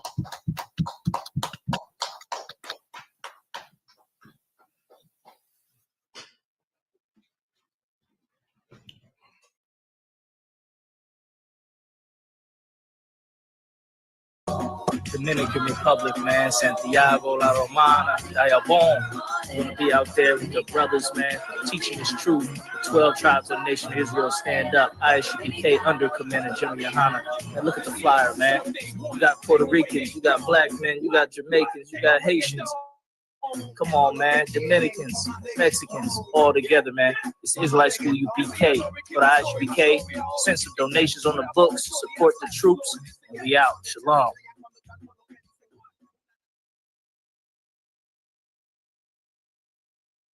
Haitian community. Put it over. Working with the Haitian community, you know what I mean? Help them get trucks sent to Haiti, you know what I mean? At the Israelite School UPK under Command General Yohana. These trucks gonna go to Haiti, and you already know, help build that country, help keep it going. That's how we do in UPK. We deal with the tribes, baby. Be in Haiti real soon. It's gonna get delivered. That's how we do. Yeah, South, man. This is what they fucking don't want. They don't fucking want the blacks, fucking El Salvadorans, Hispanics, and Haitians coming together on any business, building up our fucking people, man. That's what they don't fucking want. That's why they hate the ISUPK. That's why they hate our Mexican brothers and sisters. That's why they hate the Haitians. That's why, because they scared of us coming together just like this in the Israelite school UPK doing business cross country. You know what I mean? Because they can't fucking deport me, so fuck them. You know what I mean? So we're gonna do the business with our brothers. We don't give a damn if they whatever situation. And all these brothers legit any fucking way, but you know, it's just the point. They fucking hate us coming together. The black man, the Haitian man, the Native Indian man, the Mexican man. These are all the 12 tribes of the nation of Israel. Look it up. Look it fucking up. You understand? And when we come together, it's a fucking problem. We ain't gonna need the white man for a damn thing. You understand? Shit. What we need the white man for? We got a fucking Mexicans. What we need the white man for? We got Haitians. They fucking beat Napoleon's ass. They the best. They the best strategists. The Haitians are the. I've been dealing with Haitians a lot. I've been going to Haiti back and forth, OCAP, all of that, Dabon. And the Haitians are fucking strategists, man. The Haitians, they all about their business. They all about their organization. The Haitians are fucking amazing. So we got the strategists. We got the black man who's